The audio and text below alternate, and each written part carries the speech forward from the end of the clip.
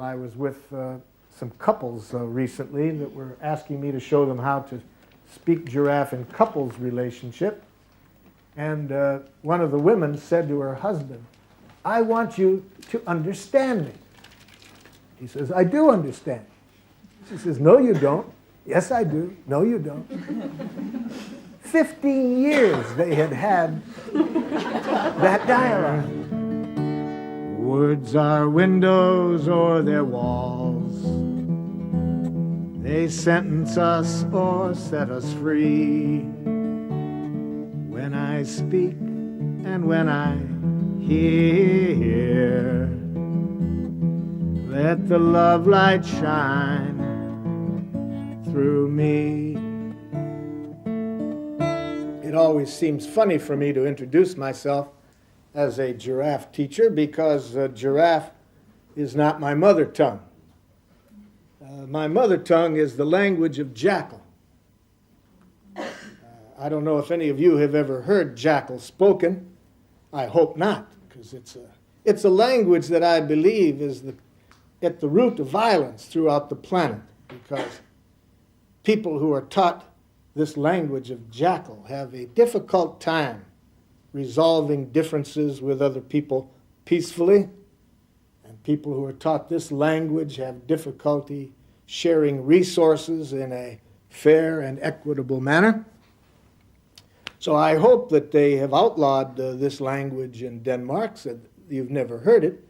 But just in case you ever come across it, I'd like you to at least be aware of what I mean by the language of jackal. Let's assume tonight that you're my students and I give you a task to do. But instead of doing the task, you sit at your chair drawing a picture of me with a knife in my back and blood spurting out. Now, how do I evaluate you if I am a jackal-speaking person? You're mentally disturbed. See, this is typical of the language of jackal. When you have a difference with somebody and you don't understand why they're doing what they're doing, you think of what's wrong with them. So when you are a jackal-speaking person, you have a very large vocabulary for judging who is what. Or let's say tonight if I use some words that you don't understand. You're a slow learner. But what if you use some words that I don't understand? You're rude and socially inappropriate. What if I speak so rapidly you can't follow me? You have an auditory problem. What if you speak so rapidly I can't follow you? You have an articulation problem. See what a language this is. What a violent language it is, that when there is a difference, you think in terms of what's wrong with the other person. The psychiatrist Gerald Jampolsky says that as human beings, we have a major decision to make each moment. Do we want to be right or do we want to be happy? You can't do both. Jackal is the language of those who want to be right, because the whole time you're taught to think and communicate in jackal, you are always up in your head analyzing who is what. Who's right, who's wrong, who's normal, who's abnormal. Now, why did I shift from speaking jackal to learning a new language? Well, I found that this language that I had been taught was not one that made it easy to live in harmony with my values. There are certain things that I value very dearly, and I found that this language got in the way. Instead of helping me live in harmony with my values, it interfered. So what are the values that led me to search for another language? I'd like to clarify the values upon which the language of giraffe is based with a song written by a woman in the United States who studied giraffe with me for a while and wrote this song to clarify the quality of relationships that I value highly, that I developed Giraf to help me live in harmony with. This is a song called Given To. I never feel more given to than when you take from me. When you understand the joy I feel giving to you. You know my giving isn't done to put you in my debt, but because I want to live the love I feel for you. To receive with grace may be the greatest giving. There's no way I can separate the two. When you give to me, I give you my receiving. And when you take from me, I feel so given to.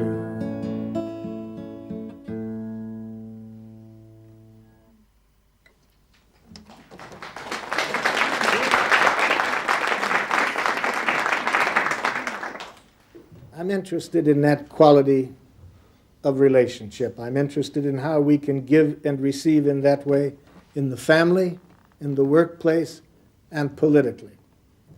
I think it's not only possible for us to do business that way, I think it's our natural state.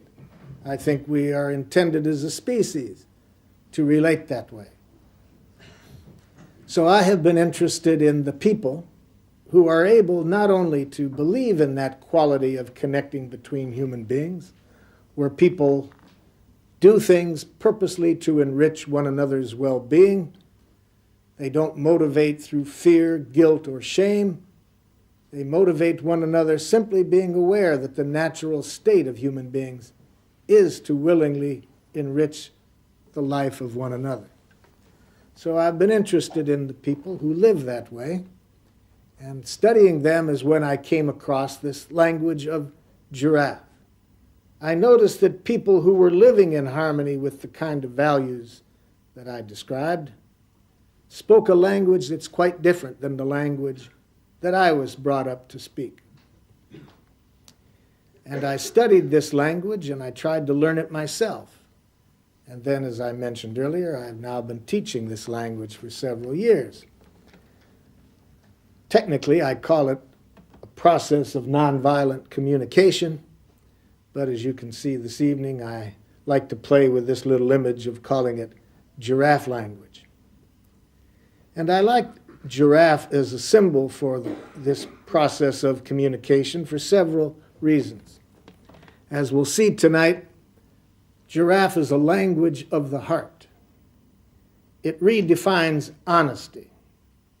You see, when we are jackal-speaking people, when we say we're honest, what we mean is we tell other people what's wrong with them. Giraffe defines honesty in quite a different way, as we will see. When we are honest in giraffe, we are honest from the heart. We have a way of openly revealing what's going on within ourselves without in any way using language that criticizes, diagnoses, judges, interprets, or attacks others. This will be a theme I'll return to several times this evening, that any time another person hears anything coming from our mouths that sounds like a criticism, or a judgment, or an analysis, or a diagnosis, the likelihood that we can get our needs met is almost zero. Because when people hear any language that sounds that way to them, most of their energy goes into defending themselves or counterattacking. And even if they do what we want, if we get them to do it because we have judged them and criticized them, they are likely to do what we are asking, motivated by fear, guilt, or shame. And the second reason why I like the image of the giraffe is the giraffe can see into the future better than other animals because of its height. And it can see that any time people do what we ask, motivated by fear, guilt, or shame, we lose. we lose even when the other person does what we ask them to do. Because when people are motivated by fear, guilt, or shame, it creates very destructive ecological consequences.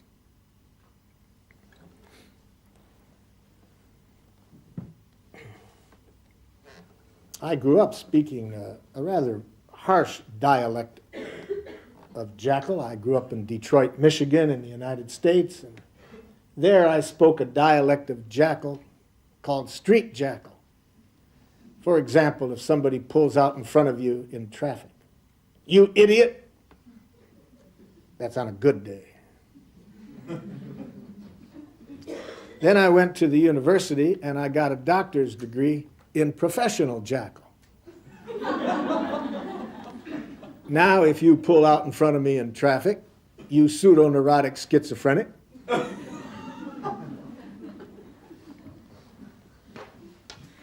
So I saw that the profession I had been trained in was just teaching me a more sophisticated way of criticizing and attacking others. It taught me a way of mentally diagnosing and analyzing people, which is what I thought was the problem that got them to see me to begin with.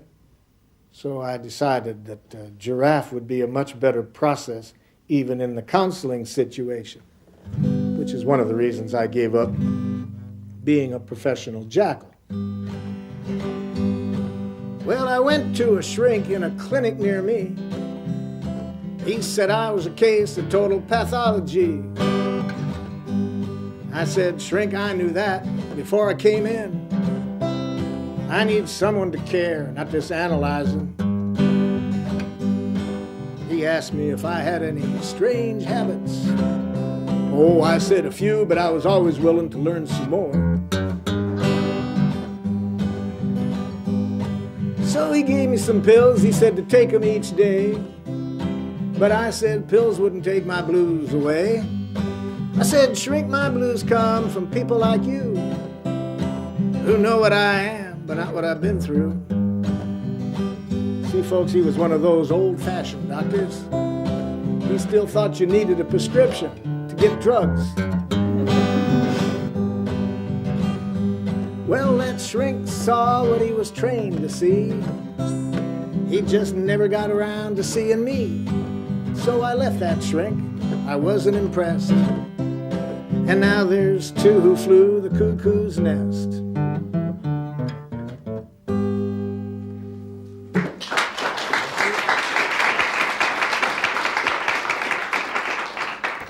Yes? How do you deal with people who still talk the Jackal language? How do we deal with people who still talk to Jackal language? As we'll see this evening, I'm going to show you how to use one of the most marvelous technological devices that's ever been invented. And when you know how to use this technological device, you can speak Giraffe no matter how the other person speaks. So tonight I'm going to show you how to use giraffe ears.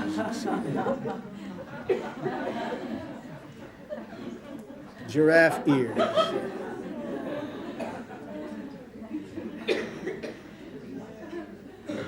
For example, to show you, give you a little preview about giraffe ears.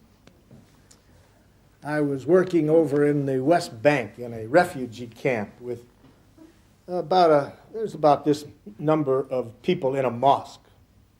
There are probably more, but the women were behind a screen in the back, so I don't know how many women were there. But there was about this many men sitting up front. And when it was heard that I was an American, one of the men jumps up and he screams at me at the top of his voice, "Murderer!" And then several other people jumped up and started calling me names. "Child killer! Assassin!"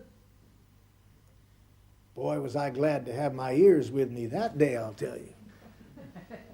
Because as we'll see, when you put on giraffe ears, you learn to hear the human being behind the message. You learn to turn your attention to what that person's feeling, what that person's needing. When you do this, as soon as you put these ears on, there are no jackals. When we have these ears on, we become conscious that jackal-speaking people are simply giraffes with a language problem. When we put these ears on, we are very conscious that there is no such thing as criticism, judgment, attack.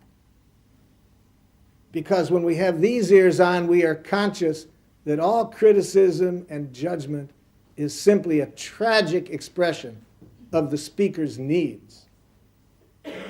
So with such ears, we just learn to hear what the person is feeling and needing. Now, this gentleman that started to call me a murderer, about an hour later invited me to a Ramadan dinner at his house. You see, the power of these ears. So aren't you excited to be able to get a pair of these and be wearing them out in the public? The other nice thing about it, if you're shy, you don't even have to wear these things. I'll teach you tonight how to put on a pair internally so that no matter what language the other person is speaking, you learn to tune in to that person's heart and hear what that person is feeling and needing. But we'll get to that. Now, I was very glad that I didn't put these ears on that day, you see. Because if somebody calls me a name and I put these ears on, it's a different world. Now I have a choice which end to put in. See, if I put the ears on this way, I take the message personally. Because somebody calls me a name like a murderer, I start to feel like PPPPPT. Piss poor protoplasm, poorly put together. I don't know how to translate that into Danish, I'm sorry. This is a horrible set of ears to have on, because if you put these ears on and somebody calls you names, you really start to think there's something wrong with you. You take it personally. Then it's very scary to be out in a jackal-speaking world, because as we all know, you're going to hear a lot of judgments when you're in a jackal-speaking world. And if you put the ears on this way, you're going to end up feeling like PPPPPT a good deal of the time. You'll know that you have these ears on if you spend a good deal of every day feeling depressed, guilty, or full of shame. That tells you you've got these ears on turned this way. Well, now, of course, we could put the ears on the other way when somebody calls us a name, and now we tell them what's wrong with them for telling us what's wrong with us, you see. And you know you have the ears on going out this way when you feel angry. Anger tells us we have jackal ears on judging other people. Depression, shame, guilt, we've got them on this way. So I'm not here to teach you how to use these tonight. My experience is in the countries in which I work, people have had ample opportunity learning how to use this technology. So I'll start with the assumption tonight that you don't need to be shown how to put on jackal ears.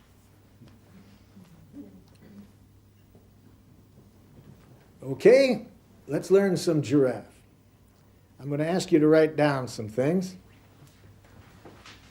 First, let's look at this subject of education. How we educate somebody whose behavior is not enriching our life in some way. And we want to educate this person. We want this person to see that what they're now doing is not meeting our needs. And we want to communicate with this person in a way that maximizes the possibility that they will be interested in acting in harmony with our needs, and that they will do this willingly, not motivated by fear, guilt, or shame. So obviously this is going to happen regularly for all of us, because when you get more than one human being together, there's going to be differences that happen where people are going to act in ways that are not necessarily enriching the lives of one another. So we need to have some language skills for educating people at these times. So I'd like you to think of somebody tonight who's behaving in a jackalish manner. And by that I mean they're saying or doing something that is not enriching your life. It's not in harmony with your needs, not in harmony with your values. This could be a child jackal. This could be an adult jackal. This could be somebody at work, could be somebody at home. I've even been told husbands and wives can be jackals. So whoever you want to pick tonight to work on, I hope we get a wide variety of different situations so we can see Giraffe at work in a lot of different situations. Now I'm going to have you imagine that you are going to go to this jackal and you're going to be honest with this jackal about the behavior on the jackal's part that bothers you. So what I need from you in writing is a sample of, at the moment, how you define honesty. And I don't want the definition, I want an example of it. So I'd like you to write down word for word what you might say to this jackal, again, where your purpose is to educate the jackal, to get the person to change the behavior and to change it willingly. I'd like you to pretend that this is the person that you're speaking to, and then we'll have the giraffe coach you if the giraffe has some suggestions as to how you might communicate differently in this situation.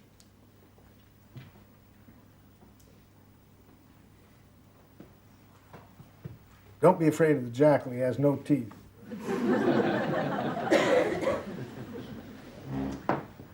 Thank you, yes.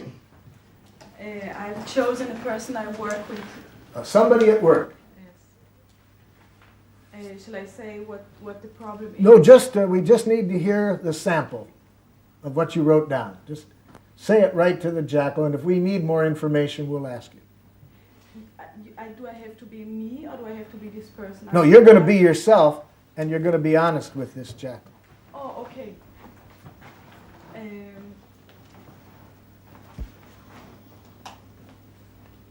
I do not feel too well when you approach me. Why? I don't feel you respect me. Ow! Excuse me. Almost any time you say, I feel that you, your likelihood of getting what you need is almost zero. And you're very likely to get a person being very defensive, because notice that you said, I don't feel that you respect me. That's an analysis of the other person. Yes. Remember what I said a few moments ago. All analysis, when we are giraffe-speaking people, we are conscious as a tragic expression of our needs. So let's help you say that in another way. When we speak giraffe, there's 3 pieces of information that we make clear to the other person instead of that kind of analysis. See, when we make an analysis of somebody, such as, I feel that you don't respect me, I think we're trying to say 3 things. But by putting it in the form of an interpretation, that sounds to somebody with these ears as though they've done something wrong. They're being criticized and analyzed, and makes it very hard for them to respond with compassion to whatever it is that you need. So the first thing we want to substitute for that judgment, we want to tell this person what he or she does that makes life less than wonderful for you. That's what I call here, what you're observing. So what is it that this person is doing or not doing that's behind your diagnosis of them as not respecting you? When this person talks to me, she never talks directly to me. Never? No. Never. Okay, as long as it's never. I've been working with her for 3 months. Now, what do you mean, doesn't talk directly to you? See, that still has a bit of an analysis in it. So we need to clear up this observation a little bit. So what is it that this person does or doesn't do that you're referring to as not talking directly to you? When she comes with her critics to me... When she comes what? With critics. No, I don't criticize. No, but when I'm being criticized... No, I've never criticized you. No, okay. I'm educating you. I'm stating the facts. You see, to a jackal, they don't ever think they're criticizing. They think they're just telling the truth. So when I come to you and tell you some things that I don't like. No, she doesn't come to me and tell me things that she don't like. So I tell other people I go to other people. Yes, or in my present, she's talking to me but not looking at So me. I say some things to you, but I don't look at you. Yes. Ah, Or that's say to somebody else when I'm present. so I talk to other people when you're present. Yes. And it's your belief that this refers to you. No, I know it refers to me. Well, that's an analysis. Even if it's an accurate analysis. No, because she says that it's to me. Ah, so then later this person says that No. right at that In moment. the situation, yes. So right at In that the moment, situation, I she makes it clear to you that Yes. this is really for you, but Yes. she doesn't say it to you. She says it Yes. to somebody else, and she doesn't look at you. Yes, Ah. exactly. That's what we call an observation. Now you've just described the behavior with no analysis. You haven't said that this is not being respectful, indirect, or anything. You've just described the behavior. Yes. Now the second thing we're going to do, we're now going to tell the jackal, how do you feel when the jackal does that? I feel very hurt. You feel very hurt. The giraffe is dancing. That means that you were expressing a feeling.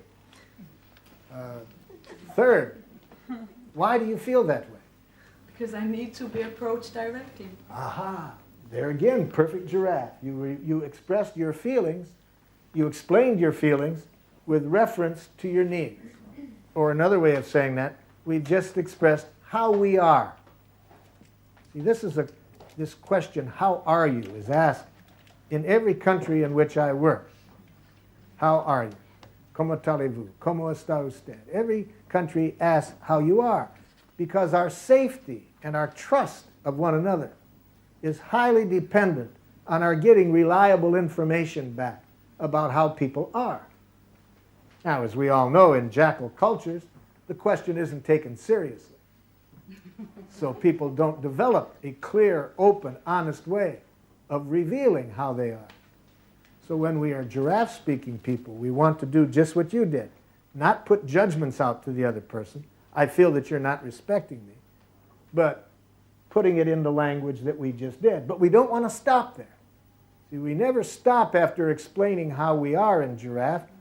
We always want to end on an opportunity to enrich life.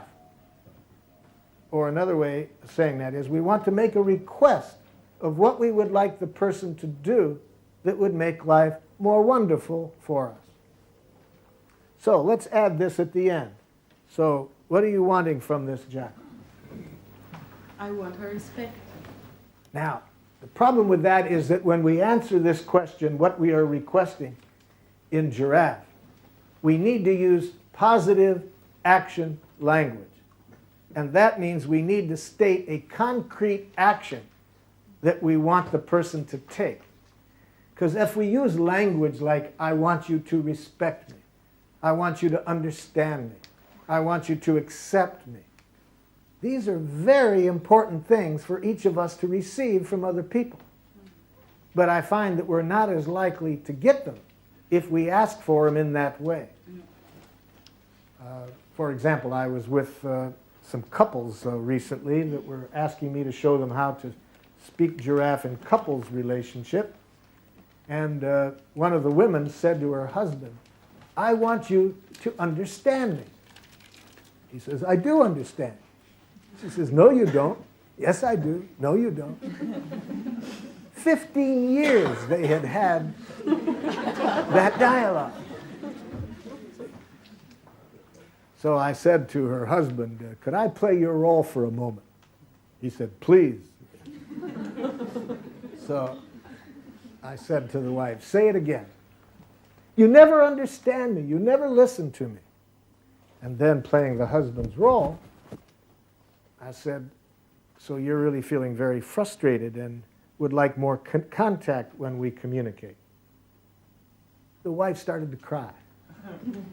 The wife started crying because I was giving her what she really needed. You see, what she was really requesting is that before her husband respond, she needed something back from him that told her that there was a connection. But see, she didn't ask for that. She didn't say at the end, husband, I would like you when I talk and I ask for it, would you be willing to tell me back what you've heard me say before you react? See, that would be using positive action language. not using vague language like, I want you to understand, I want you to listen. So let's tell this jackal concretely what you want the jackal to do differently. To talk directly to me. So you want me to talk directly to you. Okay, so now let's put all four of them together. Jackal, when you look at other people but talk to me at that time and don't look at me, I feel very hurt because I really need somebody to be direct and to talk directly with me. So would you be willing in the future to talk directly to me? Look at me and tell me straight to me what's going on between you and me. Okay? Now, do you predict that the strength of Giraffe is such that your jackal would respond this way? I'm very touched by how openly you've communicated with me. And I really admire how specific and clear you were. Of course, I would be willing to do exactly as you request. Is that how you predict your jackal would respond? No, I think it takes a bit more than that. I asked you not to have skeptics here tonight, Klaus. Okay, so we must prepare you then for the real world because, as I said earlier, we want to be able to speak Giraffe no matter how the other person speaks. So now, what good does talking directly to you do? You never listen. Did you ever try? Pardon? Did you ever try? Ow! Now, oh, I see what the problem is. I forgot to have you put on these ears, you see. Now, put on these ears, okay? You got the ears on. Now, when you have these ears on, I don't know if you can see from back there, but with these ears on, this is all you hear. Are you feeling? And you tune in to what the person is feeling, and then you try to hear what needs are behind the feeling. So let's try that out. What good does talking to you do? You never listen. I'm not thinking. What is this person feeling when the person says that? You see, if you have these ears on, Oh, yes. all you hear is the feelings. You hear no criticism, no judgment, no attack. You simply hear what the person is feeling and needing. So what do you sense? We don't have to be right as a giraffe. No. We just have to be looking at what's going on in this person. So what might she or he be feeling if they made that statement? What good does talking to you do? You never listen. Somebody want to help her out? What do you think this jackal might be feeling? Yes. Nobody ever listens to me. That's what the jackal would be thinking. But let me offer you a suggestion. Never hear what a jackal thinks. It's ugly up there. No. I think you will like people so much better if we tune into their heart, not to their head, especially if they're a jackal-speaking person. 'Cause all you'll see coming out of there is a bunch of judgment. No. With these ears, we tune into the heart. What is it? What might this person be feeling who says, what good does talking do? You never listen. Maybe frustration. Maybe frustration. We don't know for sure. We have to check it out. Yeah. It feels neglected. Pardon? Feels neglected. Now we have to watch out for words like neglected because that's more what the jackal thinks. They think they're being neglected. When we are giraffe-speaking people, we only use words for feeling words that clearly capture our emotion and that aren't really words for describing what others are doing to us. Let me give you several of those words so you can start to develop giraffe ears for feeling words. Jackal, I feel used. See how that describes what somebody's doing to you. It doesn't say how the jackal feels. I feel misunderstood. I feel cheated. I feel rejected, neglected. I feel ignored. Aren't there times when you think somebody's ignoring you? Don't you feel relieved? At other times when you think somebody's ignoring you, don't you feel hurt? So you see how words like that really don't capture what's going on inside. So if we speak a word like, I feel neglected, somebody with these ears is going to hear that much more likely as an attack, a criticism of what they're doing. So frustration, yes, but not neglected. How else? Any other guesses as to what this jackal might be feeling?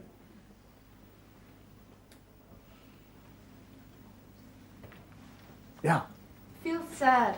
Might be sad. That's a feeling. So any guess of a feeling is giraffe. Again, to repeat, we don't have to be right because we can always check it out with the person. We can always say, Jackal, are you feeling sad? And then they can say, no, I'm hurt or I'm mad. The idea of putting on the giraffe ears is to tune into the other person's feelings. In fact, it isn't even necessary always to say it out loud. The miracle occurs at the moment we put on the giraffe ears, even if we don't say a word. Because when we direct our attention here to what's going on inside the other person, we take all power away from other people to deplete our morale, to make us feel bad about ourselves. And what's nice about this is that it's as good for the other person as it is for us. Because when we do tune into what's going on inside of them, we are much more likely to respond with compassion to them. So everybody benefits at the moment we put on the giraffe ears, even if we don't say a word. Okay, so let's go with that first guess for the moment. Let's guess that this person might be frustrated. Now, the second thing that we do is to guess what the person is needing behind frustration. In English, this can be done in several ways. We can say, are you feeling frustrated because you would have liked? Or we can say, are you frustrated because you're needing or because you're wanting? The language doesn't make so much importance here as that we look for what is the need that isn't being fulfilled when this person says, what good does talking to you do? You never listen. So that shouldn't be too hard to guess. What do you think that person is needing?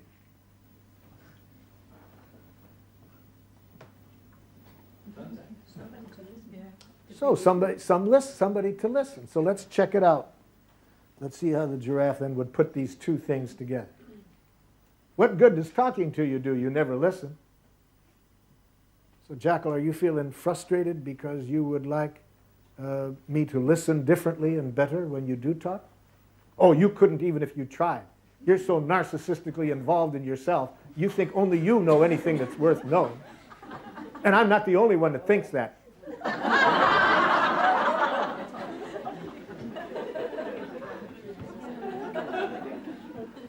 Now aren't you glad you have giraffe ears, you see? Because without giraffe ears, you could take that personally. Or you could start to think there's something wrong with this jackal for thinking that way. And at the moment that you would think in either of those ways, the chance that both you and the other person are going to get your needs met is not very good in my experience. But with giraffe ears, we hear no criticism in what the jackal just said. We know that that's the more something sounds like an attack, the more pain the other person is in, and that's just an unmet need. It's a gift. It's to give us an opportunity to enrich this person's life. An opportunity because we hear it as a request, we don't hear it as a demand. Because as giraffes, we can hear other people's needs, but we don't lose our own boundaries. We don't necessarily give up our needs to fulfill the other person's needs. As a giraffe, we are conscious that what people need most of all is contact. They need to feel that their needs matter, and that doesn't mean we have to do what they're asking, but that we accurately receive what they're needing. So how could the giraffe respond to that complicated message? You couldn't listen even if you tried. You think only you have anything worth saying. Well, there's other people with some intelligence around here beside you. So, Jackal, it sounds like you're really annoyed and you'd like me to acknowledge that other people have something of worth to offer. Oh, but you couldn't, because you're really a very sick person, you know that? So you're feeling kind of hopeless about whether this could happen, and you'd like me to change, but you're not sure that I can. Notice this poor jackal is kind of dazzled. Don't pull any of that psychology crap on me.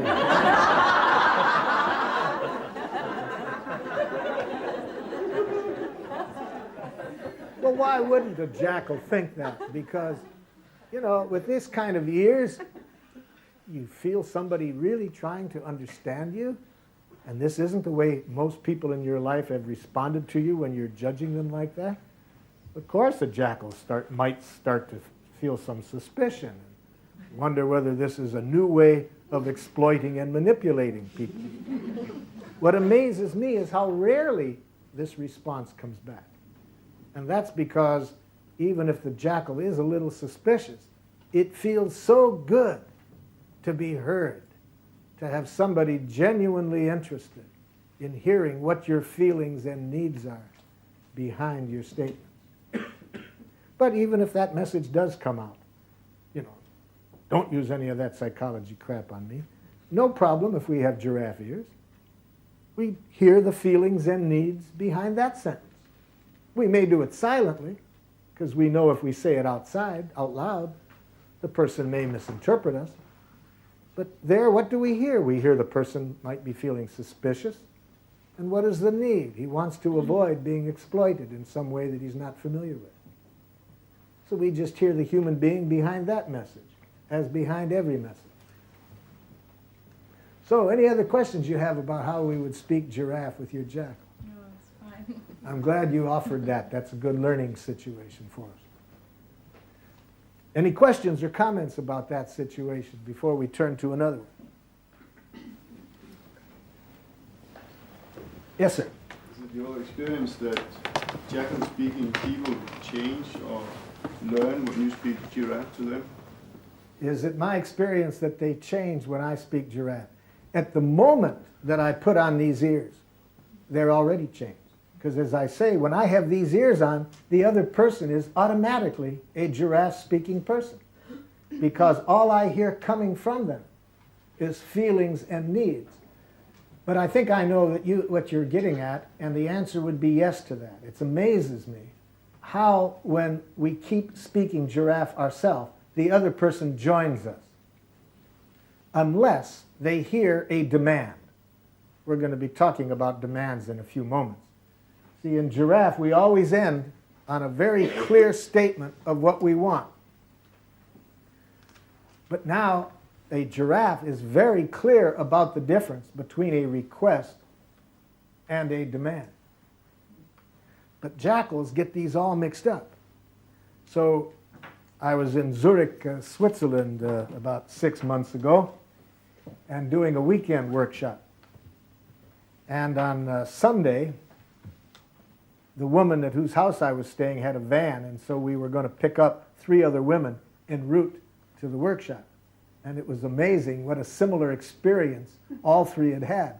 They had gone home full of excitement after the first evening, and they had said to their husband, "Oh, I've been exposed to this wonderful process, and I would really like you to join me in it." And it was amazing how each of the husbands responded in the same way, you know. "I don't have any problems communicating. You're the one that needs that, not me." Something like that. Well, you see, the problem was these jackal husbands, instead of hearing the excitement and to hear their wives requesting that they join them in this new thing, they heard a demand. And when jackals or anybody hear a demand, they see their choices as submission or rebellion. So that day in the workshop, we had to learn how to help their jackals hear this as a request, so that then they could make a choice about whether they wanted to engage in this kind of learning, and not that they feel they had to. So while we're on that topic, let me make clear for you all the difference between a giraffe request and a jackal demand.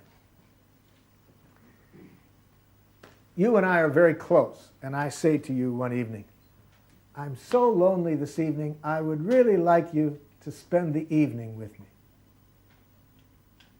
Now, is that a giraffe request or a jackal demand? Yeah, That's a giraffe request. a giraffe request. Boy, are you trusting. We don't know yet. You can't tell whether it is a request or a demand from how nicely it is asked. How do you find out? We will find out very quickly when you say back to me, Marshall, I'd really like to spend this evening by myself. I have some reading and other things that I would like to do. Now, I respond this way.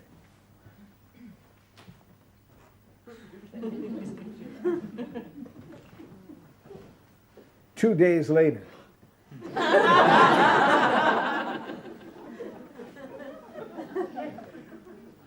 Giraffe, what's the matter?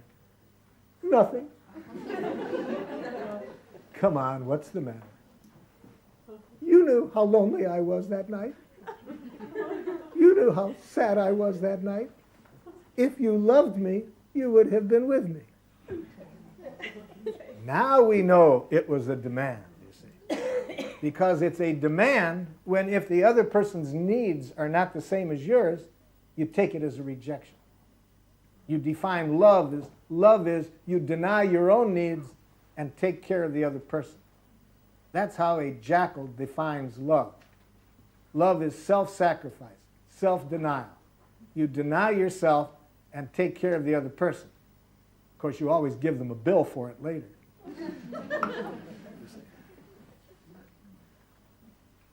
So that's why you see some people, if they hear this as a real pressure to do this, they might resist it.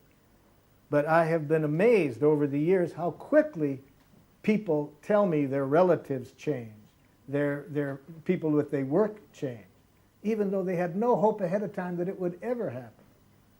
Because I think the reason for that is, I think giraffe is a natural way for human beings to communicate. Now, when I was learning giraffe, I kept saying to myself, this isn't a natural way for people to talk. And just at the right moment, I read something that Gandhi said. Gandhi said, don't mix up that which is habitual with that which is natural. So yeah, that made sense to me. Certainly, it wasn't habitual for me to speak giraffe. But Gandhi says that which is natural is that which you gravitate to spiritually. It feels right to you, and you're willing to do a lot of practice, a lot of work, because you see the work is in the harmony of your own values. So I really do believe that giraffe is much closer to the spiritual basis of people. And they feel that talking in this way makes more sense, intuitively, to talk just about what they feel and what they need, in spite of the fact that they may have to do a lot of practice, in spite of the fact that for a while, until we learn how to use these ears, it can be kind of scary because it requires being open and honest in a pretty vulnerable way. And we know that until the other people do join us, we're likely to hear a lot of things coming back that we're going to need these ears on.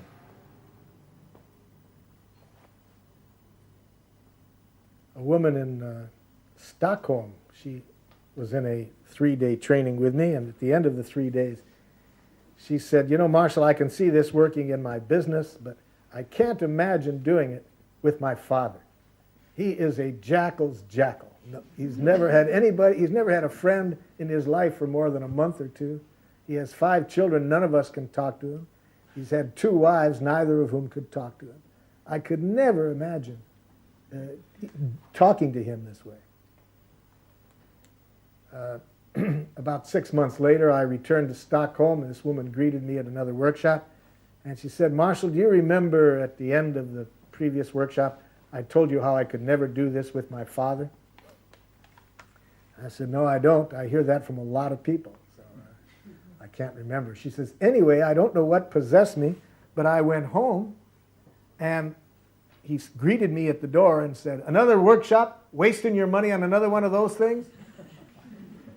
And she said, Marshall, before the workshop, I would have said, But Father, I'm 50 years old. I can spend my money as I want to. And then we would have an argument for sure. And this time I stopped and I put on my ears and I said, Dad, are you worried because you want to be sure that I'm saving enough money to protect myself? And she said, Marshall, within a few moments, he was opening up and letting me see a soft side of himself that I never thought I was going to see in this lifetime. And since then, my brothers and sisters have been saying to me, what are you doing with him? We've never seen him respond this way. The magic of giraffe ears. The other person will join me. Maybe not that rapidly all the time. Let's have another situation. Who's got another jackal for us to tame?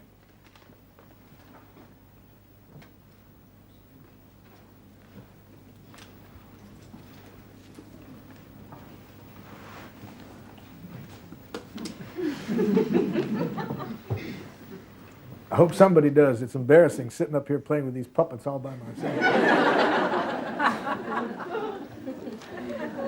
Thank you, yes. I would very much like to hear something about a child being like him and the mother being just as well as bad as him. Oh, a parent-child situation. Who's the child? Who is the giraffe? Not yet. No, nobody yet. Well, let's start off, Mom. How old am I, Mom? 9 years. Pardon? 9 years? 9 years old. Yeah. Okay, Mom. Tell me, what is it that I'm doing that you don't like? Very demanding. Ow! The child asked you for an observation, and you gave him a diagnosis. So observation, Mom, no diagnoses. Very demanding is two diagnoses.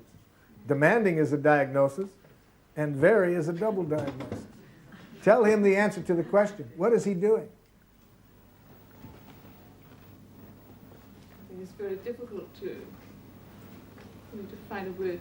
It is very difficult. In fact, Mom, the philosopher Jaddu Krishnamurti says that in his estimation, the highest form of human intelligence is the ability to observe without evaluating. So yes, it's very difficult to answer this question of, Mom, what am I doing? And to answer that without making any criticism, diagnosis, analysis, the highest form of human intelligence, according to this philosophy. Well, I'm observing very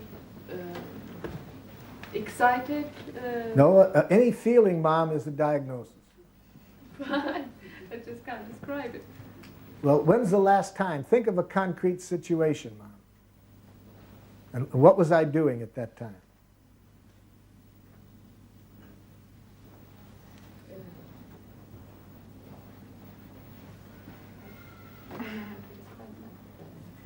You said very demanding. Is it something that he asked you 3 or 4 times for something, even when you have told him reasons why? He won't be able to have it. He just wants to have things which I know that I can't give him. Hold it, Mom. You said can't. Can't is pure jackal. He knows you could if you wanted to. So why would you lie to him? See, there's no word for can't in giraffe. If we're an honest giraffe, we don't say can't. We say, I don't know how to, and I want to be shown how to, or I don't want to. If I say I can't, then I mean that I don't want him to have these things because I think it's not good for him. Okay, now we're coming closer. So now, I want this candy. I want this candy. I want this candy.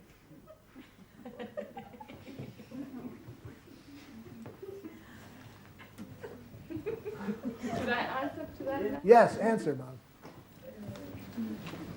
I believe you should not have it. Ow! Mom, may I suggest something to you? If you want to make life easier for you and your child, find another word beside the one you just used, because whenever you use that word, you're likely to escalate so nobody gets their needs met. And it's a word that I can't say because it's blasphemous for a giraffe to say it. So I'll let the jackal say it. should. I believe you should. See, that's how a jackal speaks, their values. I believe, I think, and then they use language like should, ought, must, can't. I was working with some parents in one community, and when I told the parents about how dangerous I felt this language was that denies choice, like can't, should, ought, must, this one mother got very upset with me, and she says, well, but there are some things you have to do, whether you like to do it or not. I see nothing wrong with telling my children that there's things that they have to do. I had just finished saying that I thought have to guarantees you won't get what you want when you use that language. So I said, could you give me an example, Mother, about what one of these things are that you have to do, whether you like to do it or not? She said, that's easy. When I leave this workshop this evening, I have to go home and cook. I hate to cook. I hate it with a passion, but I have done it every day for 20 years, even when I have been sick as a dog. So I told her that I was hoping I could teach her some giraffe, because I believe that it might open up some happier possibilities for her.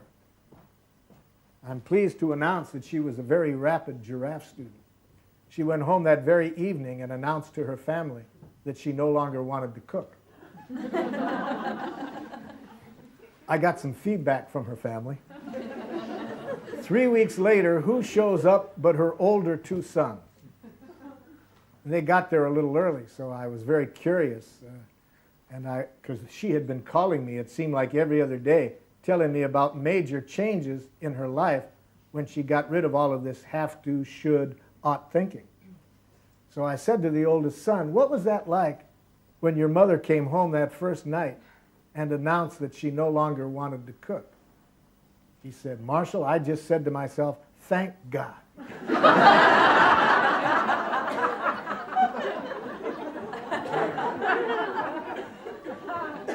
Well, I said, John, how did you come to that? He said, I said to myself, now maybe she won't complain at every meal. You see, when we trick ourselves into thinking we should, ought, must, have to, we lose connection with the real purpose, with how it serves life. So a giraffe, for those things which are very important, doesn't say, I have to or you have to. Says, I would like to. I would like you to. Because. And then we want people to see clearly how it serves life. But we know that if you use language that denies choice, have to, should, ought, must, can't, that makes it hard for people to stay conscious of the purpose by which they're doing things. So none of that language, Mom. Just use the language of your needs, your feelings, but not a language of shoulds, oughts, musts, have tos, and can'ts.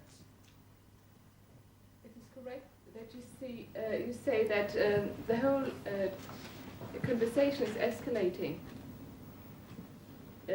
You mentioned that before, that if you can't respond in a giraffe way, then you are likely to escalate each one.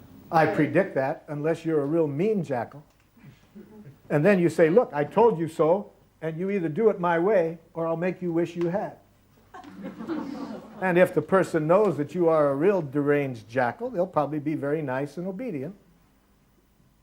I'm not recommending that, because giraffes make a big difference between personal responsibility and obedience. See, jackals get those mixed up. They'll say, my child is very responsible. He does everything that I say. Excuse me, but are you mixing up responsibility, personal responsibility, with obedience? What's the difference? You can send a dog to obedience school. It's not hard to teach people obedience, but personal sense of responsibility requires choice, and a choice based on one's own values, not on a fear of punishment. So, back to this situation. I want some candy now. I'm hungry. I want some candy now. I think that is too easy with the candy. I Too easy. What's harder, Mom? Because then I can come with some arguments and say something about the teeth and the evening meal or whatever. Mom, let me suggest that the most powerful way you can respond is not with an argument, but with empathy. The way a giraffe says no begins with empathy. When you show empathy for the other person's needs, it becomes easier for them to hear what needs of yours might keep you from saying yes. But if the first thing they hear back from you is reasons for why they can't, they feel alone in their need. They don't feel that their need matters. It's through empathy that we give people the awareness that their needs matter. And empathy, as I said earlier, doesn't mean then that we must now deny our needs and do what the other person wants. So let's start, Mom, by just showing empathy for the person's needs. Just reflect back so you're really feeling it and show that you understand the need in a respectful way. I don't want to go to school today. I hate that school. It's a stupid school. Well, then I very often respond with a question. What kind of question? Is there anything wrong with you? Do you? Oh! That's a jackal question. Ask this kind of question, Mother. Try to show what he's feeling and needing right at this moment. Yes, I say, for example, are you feeling ill or are you feeling... No, I'm not ill. I just hate the teacher and I hate the school. The kids all tease me and the teacher's mean. We first want to be sure that we're really hearing this person's feelings. So watch the giraffe, and then I'll have you do it after the giraffe does. I hate school. The teacher's really mean, and the kids all tease me. Yeah, so you really hate going in there today, and you really don't like the way that the teacher responds to you or the children. Yeah, they make fun of me and they call me names. Yeah, so you feel very hurt, and you'd really like them to treat you with more respect. Yeah.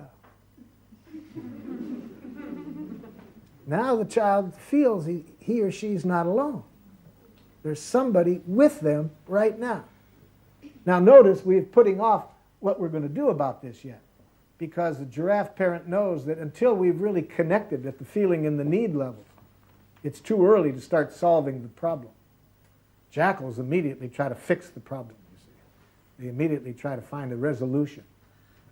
Giraffes know that even if you come upon a quick resolution, when there hasn't been empathy, it won't stick. So the first thing we need is to be able to connect with the person's feelings. I don't want to go to school today. The teacher's mean and the kids tease me.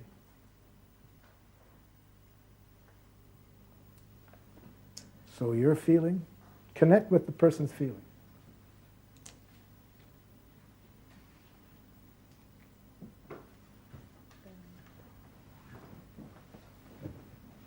Are you feeling? That's what you say first. Are you feeling?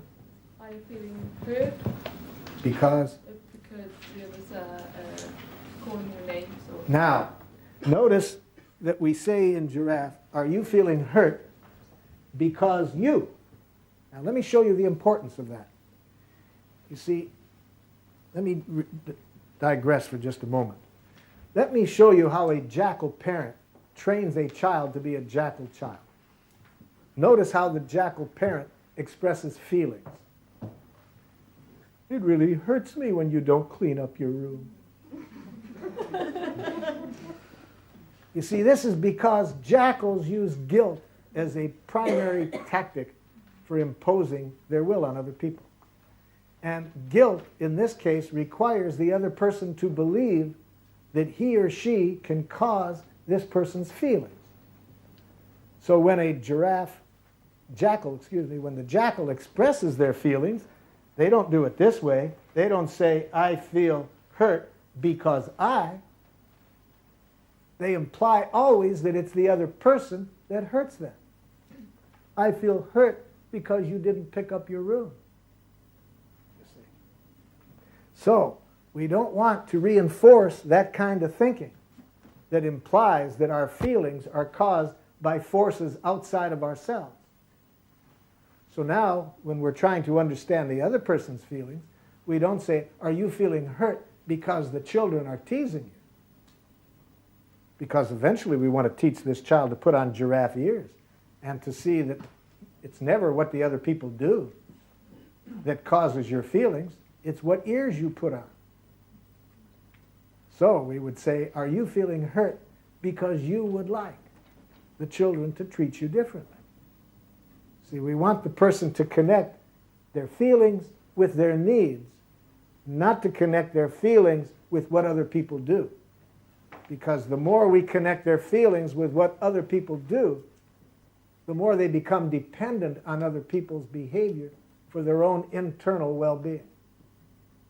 We want to teach the child to be a giraffe child, which requires that we be conscious that our internal life is only controlled by us, not other people. So try it again, Mom. And the teacher's mean, and the children tease me.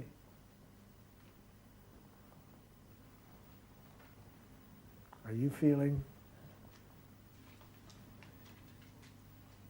Are you feeling hurt because you want to be with the others, or you? I want them to, to talk nice to me and not to tease me. Kind to you? Yeah. So do I have to go to school today?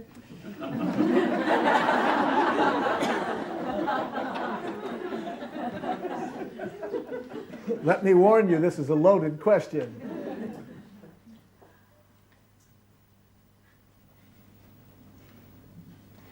Let's hear how the giraffe parent handles that.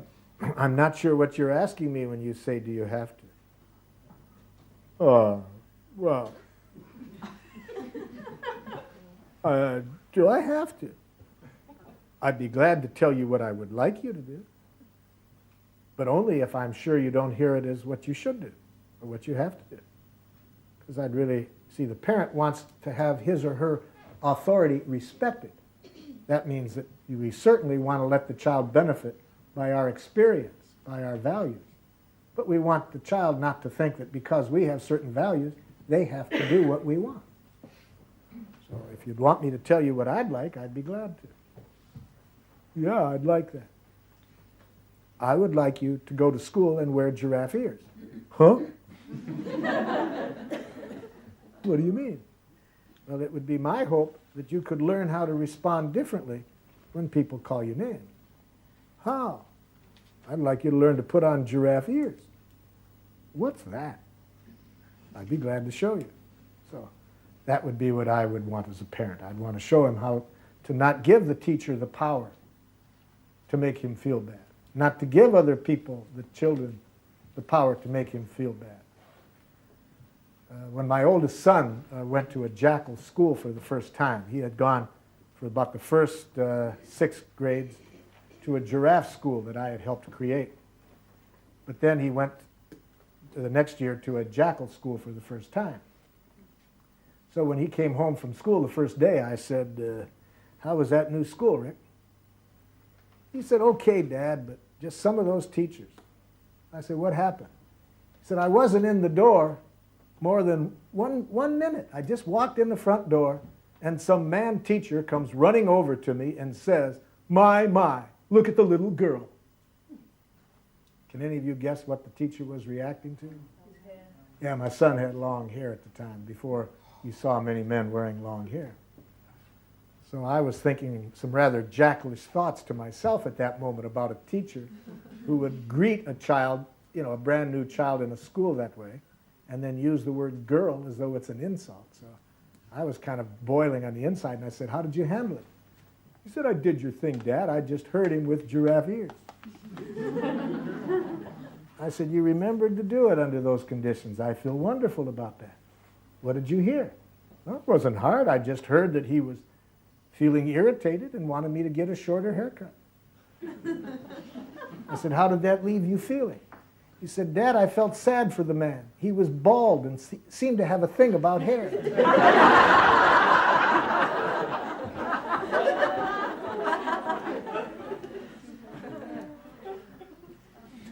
So am I saying anything that's helping you with this 9-year-old? Is there anything more I could clarify about Giraffe's parenting? a very good start to have this picture. And a few days before I came here, I heard about what you were talking about, and I tried it immediately with my son, and he was very fascinated. And sometimes I just say, now look at me, look deep in my eyes, and imagine you are a giraffe and I am. And then he's really smelting. I've tried this just 1 week ago. Now you've just made my day. I like very much that people hear about it from somebody else, and then they go and try it, and I really do like to hear how Giraffe gets around. So I'm very pleased that you have friends that are Giraffe, because for me, the hardest application of Giraffe for me is in my role as a parent. See, notice I started off the night telling you this story where I was able to put on Giraffe ears, where I was in, with 170 people and they're screaming murderer. For me, that's an easy situation. Much easier than when I'm talking to my children. Why?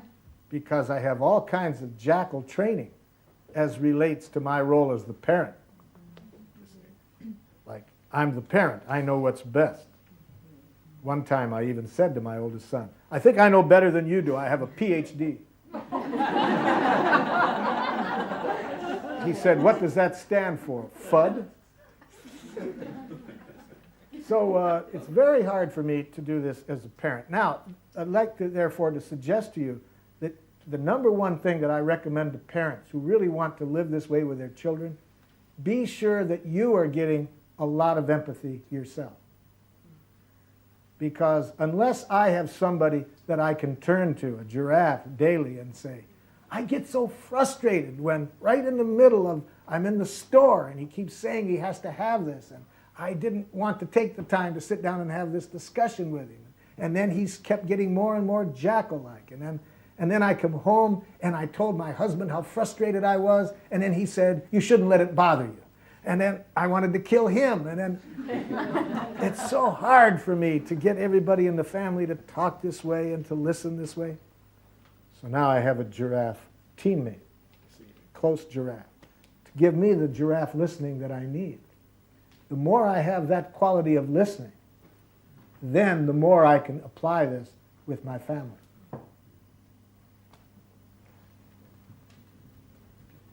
Any comments or questions more about giraffe parenting? We had a session in, where was that? San Diego, California, about 3 years ago, where we have children and coming with their parents to an evening workshop like this. And a young man came up to me after the workshop, and he said, this is wonderful. You ought to get this to all the teachers in the world. So I thanked this 9-year-old gentleman for his vote of confidence. And I said, but that's a lot of work for me to do all by myself. I'll need your help. He says, what can I do? I'm just a kid. And then I suggested some things he could do. Well, the next night we had a session open to the public like this one tonight. And who comes but his teacher and the head mistress at his school. Because one of the things we said that he could do is go and tell them that he got a lot out of it and he would really like them to do. Now, I'm very pleased to announce that if you go to that school now, the Master's School in San Diego, you will see it has declared itself a giraffe school. All of the parents, all of the teachers, all of the students have studied giraffe together. And there are several other schools like that in the United States and now some other countries where we show the schools how to set up the school on a giraffe basis so that the school functions in harmony with this. I've written a book about that called Mutual Education, and it's published only in Swedish, so some of you can probably handle that. So if any of you are interested afterwards, I'll give you the title in Swedish. Yes? I'm a teacher, and I think it's so difficult in class situations when a lot of children are, for example, going around and some are beating each other, how to be angry in Giraf? Yes, well, let me reassure you, teacher, that to be Giraf does not mean you must be calm and patient and that you can't be angry. You need to know how to scream in Giraf. I was asked to come into a teacher's classroom in Buellton, California. I had been there 6 months before working with the teachers. And the teacher who really was the best Giraf teacher we had, for a reward, they kept sending all of the difficult children to communicate with into her classroom.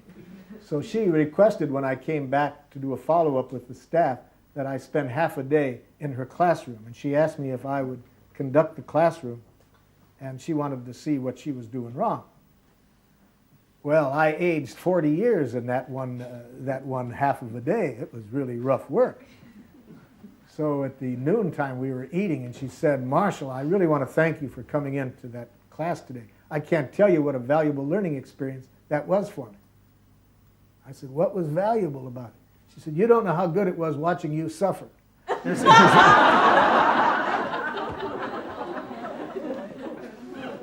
You see, the transition from a jackal system to a giraffe system, that transition is a very difficult one, because in a jackal system, they control people through punishment and reward. Now, when people have had that kind of control by the adults, they don't know internal controls. So this transition period, it can really age the giraffe parent or the giraffe teacher. So it is one that, especially where the person needs a lot of emotional support from other people.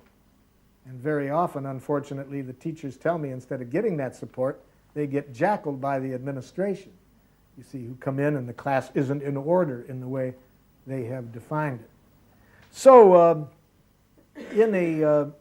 pick a situation, and I'll see if I can show you more concretely how this can be applied. So 2 children are fighting. Okay, now,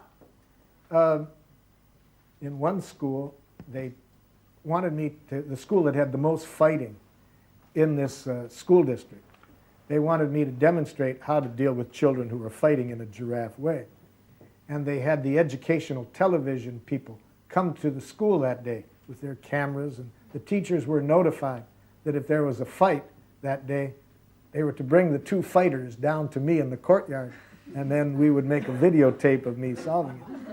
And that morning, I remember the school administrators worrying about all the trouble they had gone to get the television people there. They said, "What if there isn't a fight today?" Well, no problem. About one time I looked up, they were lined up about 8 deep waiting for me to do it. So now how do we deal with this? So here's 2 people fighting. Pretend like this is a jackal. He give me that ball. No, you're hitting each other. Now, of course, you got to, first of all, stop it using whatever force is at your disposal. So maybe I have to hold them by their ears. Now, what do? I put on my giraffe ears, and even if they're speaking jackal, I translate it into giraffe. He's always butting into everybody's game and thinks he's better than everybody else. That's a lie. I do not. Excuse me, jackal too. Excuse me. So you feel very frustrated when he comes and grabs the ball without asking, and you would like him to ask first. Yeah. See what I did? I just put giraffe ears on, translated the jackal language into what his feelings and needs were. Now, jackal 2, could you tell me what you heard him say? He's lying. You see, excuse me. Could you tell me what he said? He's always making up stories. But could you just tell me what he said? Say it again. I heard him say that he gets frustrated when you grab the ball without asking, because he would really like you to ask before you grab it. Yes, but he never gives it. Excuse me. Can you tell me back what you've heard him say? Incidentally, this same process that I'm demonstrating, I use it each year in my work. Sometimes these are 2 groups that I'm dealing with, not 2 individuals. Recently, I was with a group of immigrants on one side and a group of landowners on another that had had progressive acts of violence between the 2 groups in their community. About a month after that, I was with a police department and some citizens who were accusing the police department of racist characteristics. I'm also doing some work between Palestinians and Israelis, between some Croatians. Marshall, please, will you talk a bit slowly? Thank you. Between some Croatians and some Serbians. The process is exactly the same that you're seeing me demonstrate between the two children. People often do not have a language that helps the other person to see what's going on in their heart. So you loan it to them as the mediator in this case. You hear the feelings and needs, and then you get the other side to say it back. It's not going to be easy, because very few people are trained to listen. This is a world where everybody wants to talk and nobody wants to listen. But we're now also teaching the children, you see, another way of resolving differences. Now, the big problem, of course, is that what is the rest of the class doing while I'm taking the time to help these people communicate in this way? Well, one thing that they're doing, they're learning a new way of resolving conflict. And this will probably take less time, because once we have these two people really hearing each other and resolving it, understanding each other's feelings and needs, they're not as likely to have repeated conflicts in the future. Now, of course, as the teacher, this does take a lot of my time. Wouldn't it be great if they didn't need me in this role? So that's why I want to spend time with these students every day, learning how they can use Giraf to resolve their own conflicts without my having to be involved. A teacher that I worked with has written a book called The Giraf Classroom that has a lot of activities for teaching students in the elementary schools how to use Giraf themselves. And this can be woven in to part of the school program. This song came out of some work I was doing in public schools teaching Giraf to children. I would work with them during the day, and then after school I would work with the teachers teaching them Giraf. Can you guess who learned it easier? As with most languages, I guess. And I would usually start the day by asking the children, what do you wonder about? I ask that because in Jackal schools, they usually start with the assumption that the people who are the teachers know what is to be learned. And they don't allow much for wonder and active participation on the part of the students. So I like to start learning with wonder. I wonder what's worth learning. I wonder, I wonder, I wonder. So when I ask children this question, what do you wonder about? I would usually get wild and wonderful answers. So Ruth Bebermeyer, who was working with me at the time, she would write down these answers that the children gave to this little game. And she told her sister about it, and the sister taught first graders, and she went and tried it with her classroom. What do you wonder about? And she came back to supper that night very excited about how the children responded. And she said, I particularly liked what this one boy said. He said, I wonder why my puppy won't eat green Jell-O with grapefruit in it. So Ruth remembered these that she had been writing down, and so she wrote this song that night. Most of these answers came directly from the children. And of course, this song is called I Wonder. I wonder why my dog won't eat green Jell-O. I like the wiggly way it melts inside. I wonder when a turtle pulls its head in, is it so dark it's scared to be inside? I wonder if a rock likes being hard. I wonder if the sky likes being blue. I wonder if butterflies like butter. I wonder if you like being you. I wonder why I don't feel myself stretching when people say I'm growing every day. I wonder why I always have to listen to more words than I ever get to say. I wonder if the grass cries when it's cut. I wonder if the rain hurts when it falls. I wonder if the earth gets dizzy turning. I wonder if little worms feel small. I wonder why I see so many people do things they don't really want to do. I wonder if the music goes away somewhere after I sing my song to you. I wonder if it feels sad to be old. I wonder if the moon likes company. I wonder why it's fun to feel a little scared. I wonder if you wonder like me.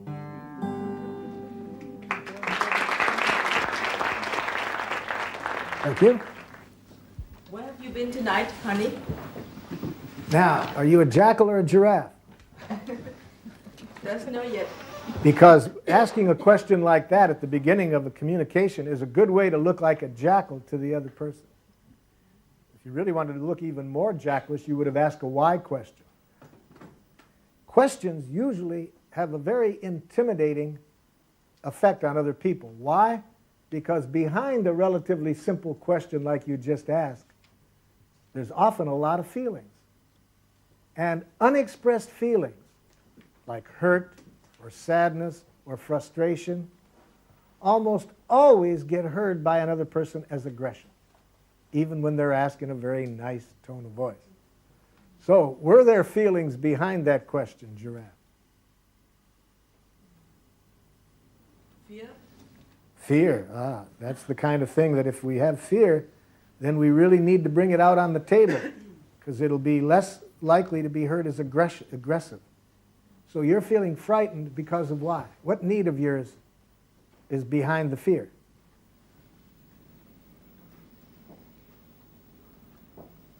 What is happening here? So is that your answer? The giraffe? You're the giraffe, right? And you're feeling frightened. No.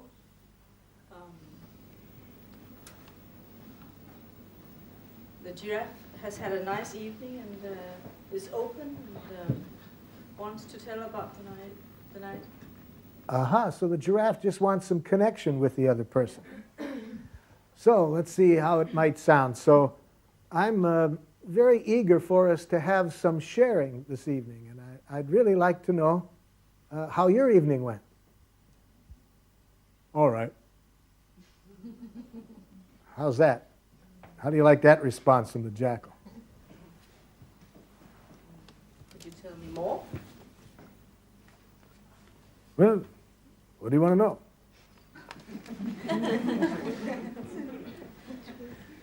What have you been doing? Oh, just usual stuff.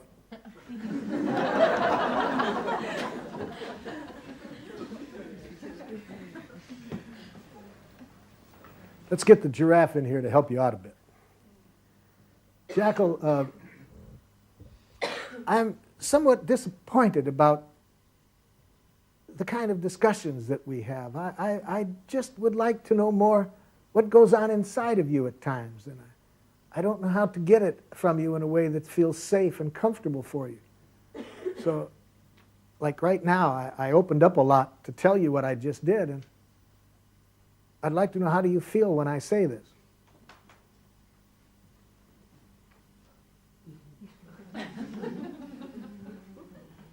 Well,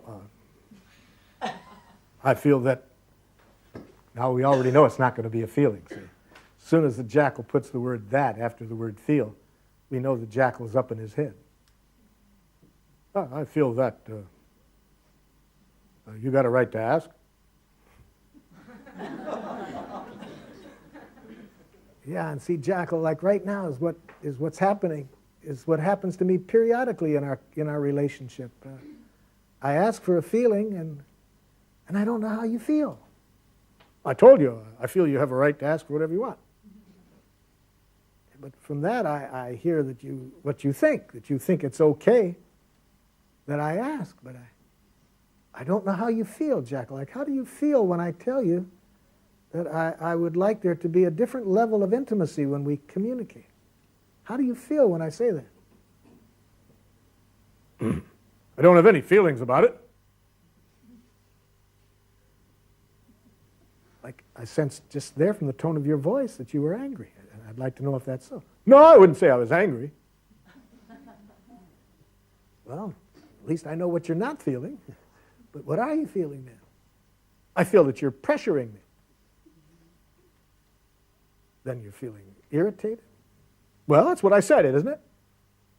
Well, I'd like to point out that you gave me a diagnosis of me. You said that you thought I was pressuring you. And I wasn't getting from you what I was really hoping to get from you. How are you feeling, Jackal? Why is it so important to talk about feelings all the time? Well, like right now, I can show you. Like when you just asked that question. I don't know whether you're hurt, scared, angry, confused behind that question. You seem to have a lot of feelings. But when I sense that you have the feelings and you don't say them, then I feel very tense because I really don't know what's going on. So how do you feel right now when I tell you this?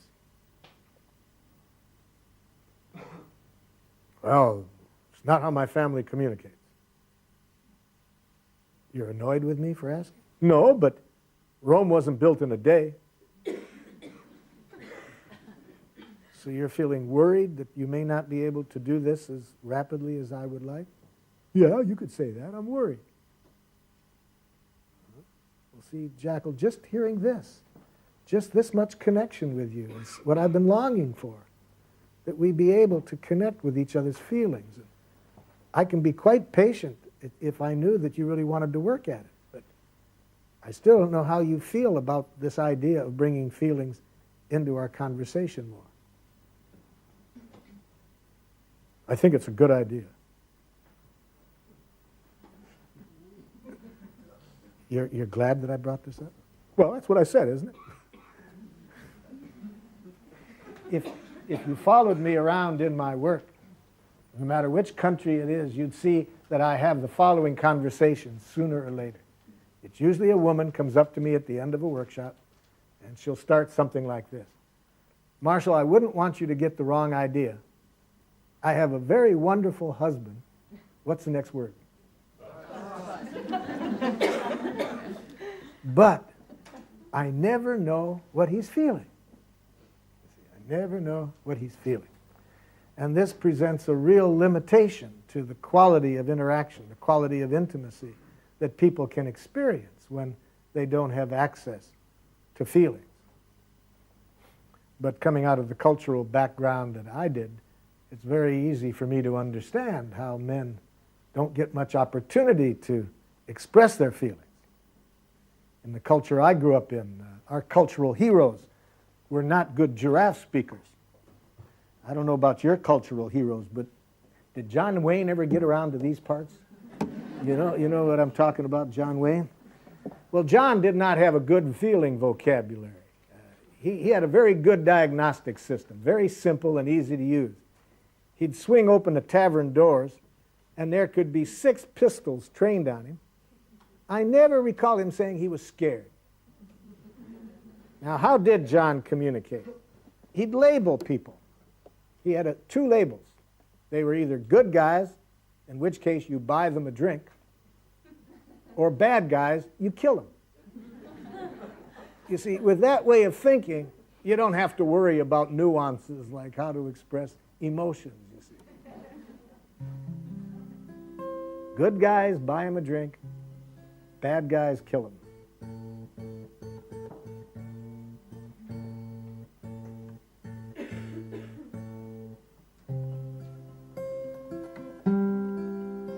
I grew up believing what was expected of me was to prove how strong and violent I could be. But now John Wayne is no longer my hero, and I'm going to allow gentleness to show. I've been afraid to admit it when I've been lonely or sad.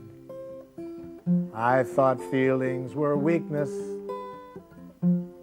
and I thought weakness was bad. But now John Wayne is no longer my hero, and I'm going to allow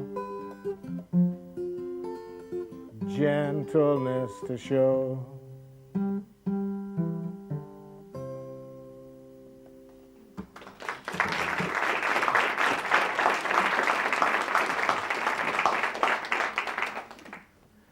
So I don't know, is this the kind of situation that you had in mind, or have I got, that is close to it. That's what I was afraid of. Yes, yeah, such jackals are wide breeding jackals.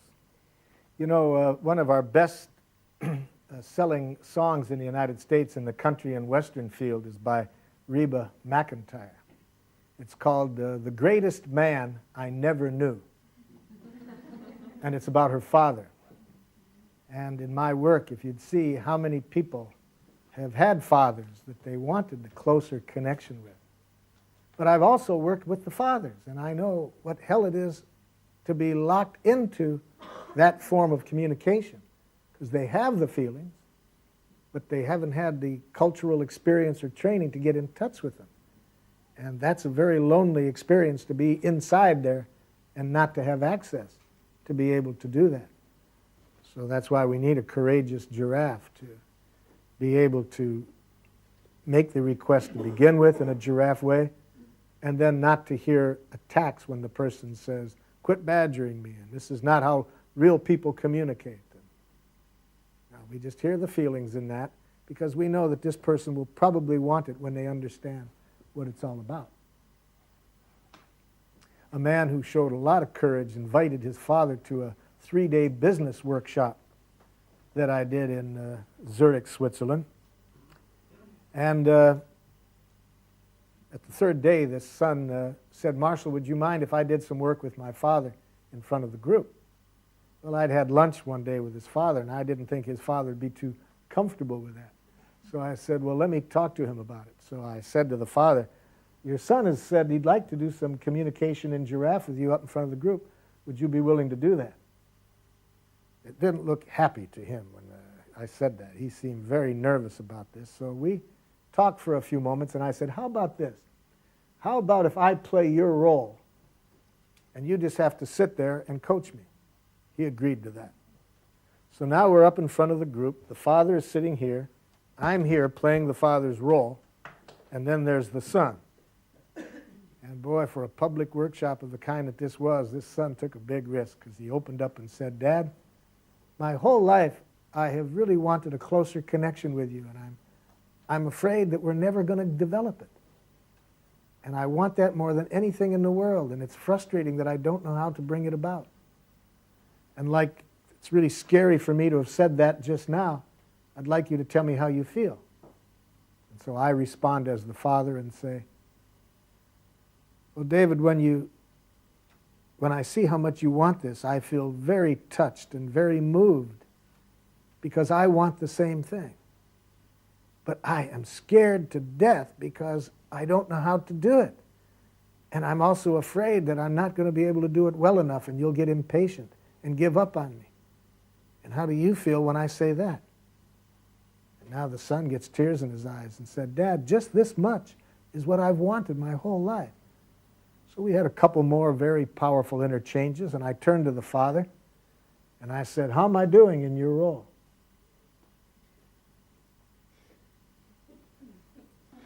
Good. Real good. Oh. So then the audience started to speak up, and they admired the young man for taking the risk to bring his father and to open up that way. They really admired the courage that he showed, and the father said, I admire it too. But the son, unfortunately, couldn't hear it because there was so much noise in the room, so I waited for it to calm down. I said, David, did you hear what your father said just now? Did you say something, Dad? What was it?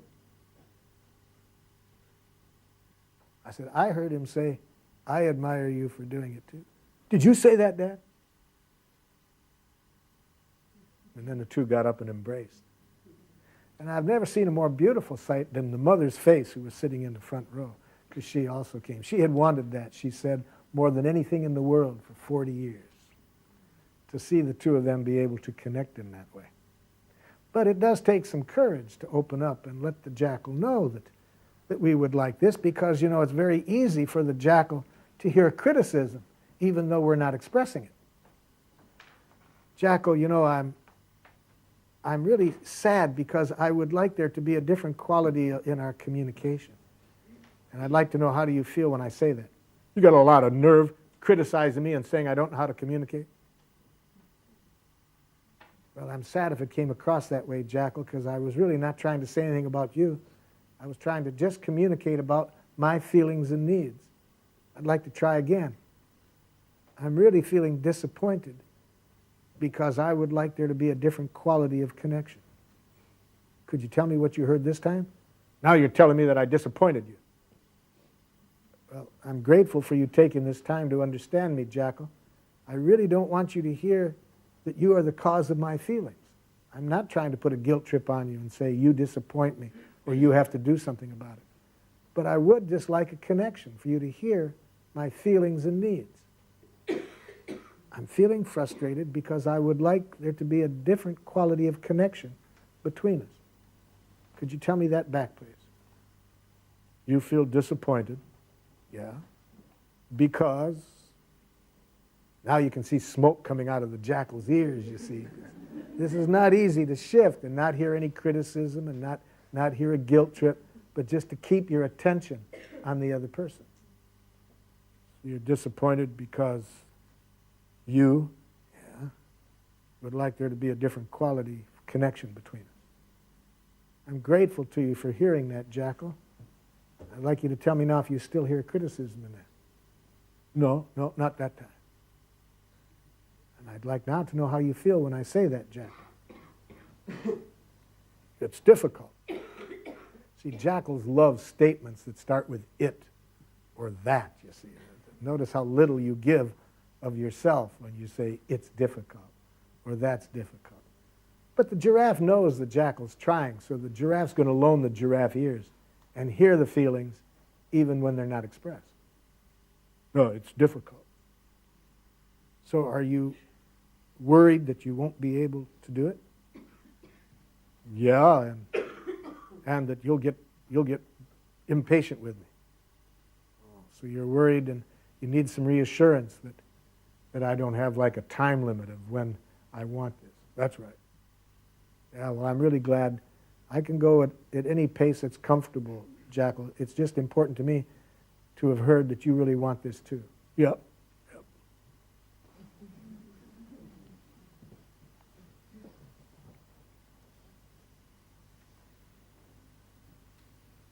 Yes. What, in this situation, if the jackal said, I'm just not clever enough to put words on my feelings. I'm just not clever enough to put words on my feelings. So, Jackal, are you feeling discouraged because you would like some help from me in knowing how to do it? No, I don't know if that's it, but notice as a giraffe, I just try to hear the possible feelings and needs behind any message.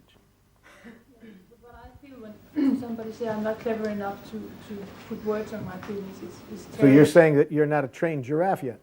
Yes, or saying I don't believe enough in myself to be able to learn something new or whatever. It's like this wolf inside yourself telling yourself you're the stupid one. Ah, so I'm glad you bring that out, because we haven't talked yet about how to speak giraffe with our inner jackals. And in fact, they're probably the most severe jackals we will ever have to deal with. First of all, they're so much faster than these other jackals. See, these inner jackals, they speak with the speed of light. And they have been in there so long that oftentimes we're not even aware that we are jackling ourselves. That's why giraffes love to have certain feelings. Giraffes love to have feelings like depression and guilt. Now, why does a giraffe like to have those feelings? Because those feelings tell us jackals have infested our thinking, that we are jackling ourselves. We are telling ourselves that there's something wrong with us.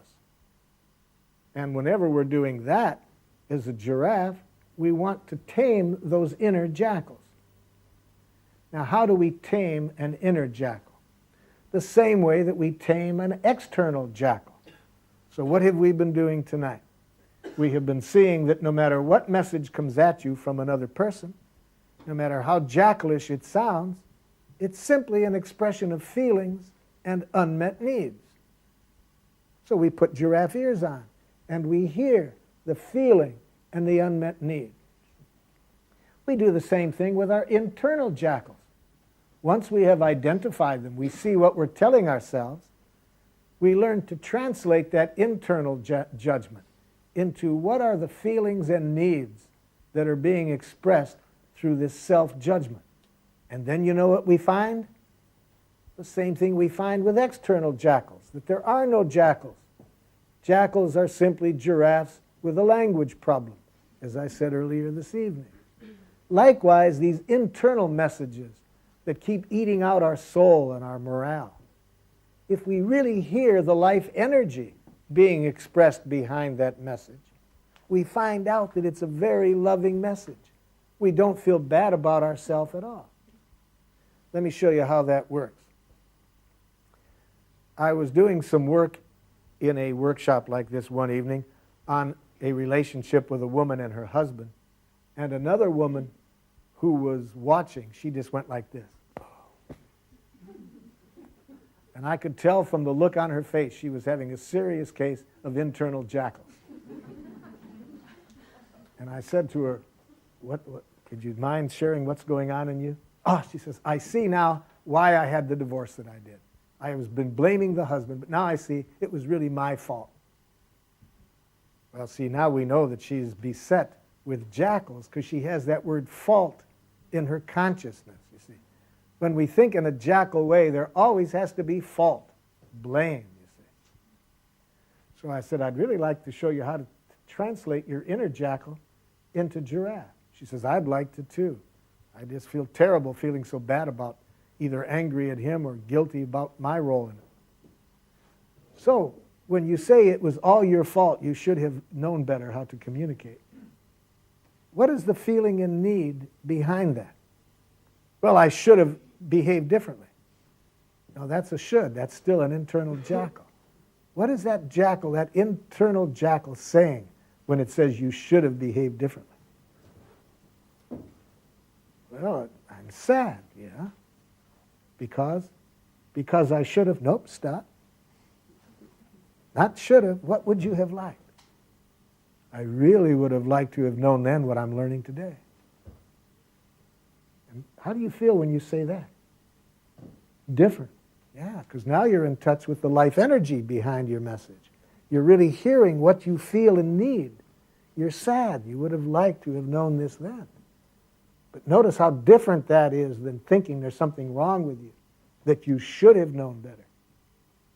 Notice that when we're in touch with our feelings and needs, that motivates us to do something about the needs.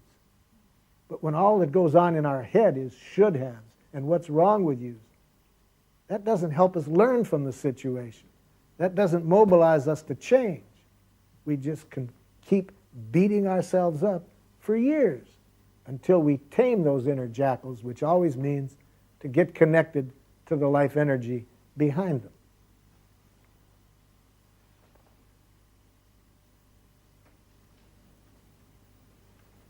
Who's got another jackal for us to tame this evening?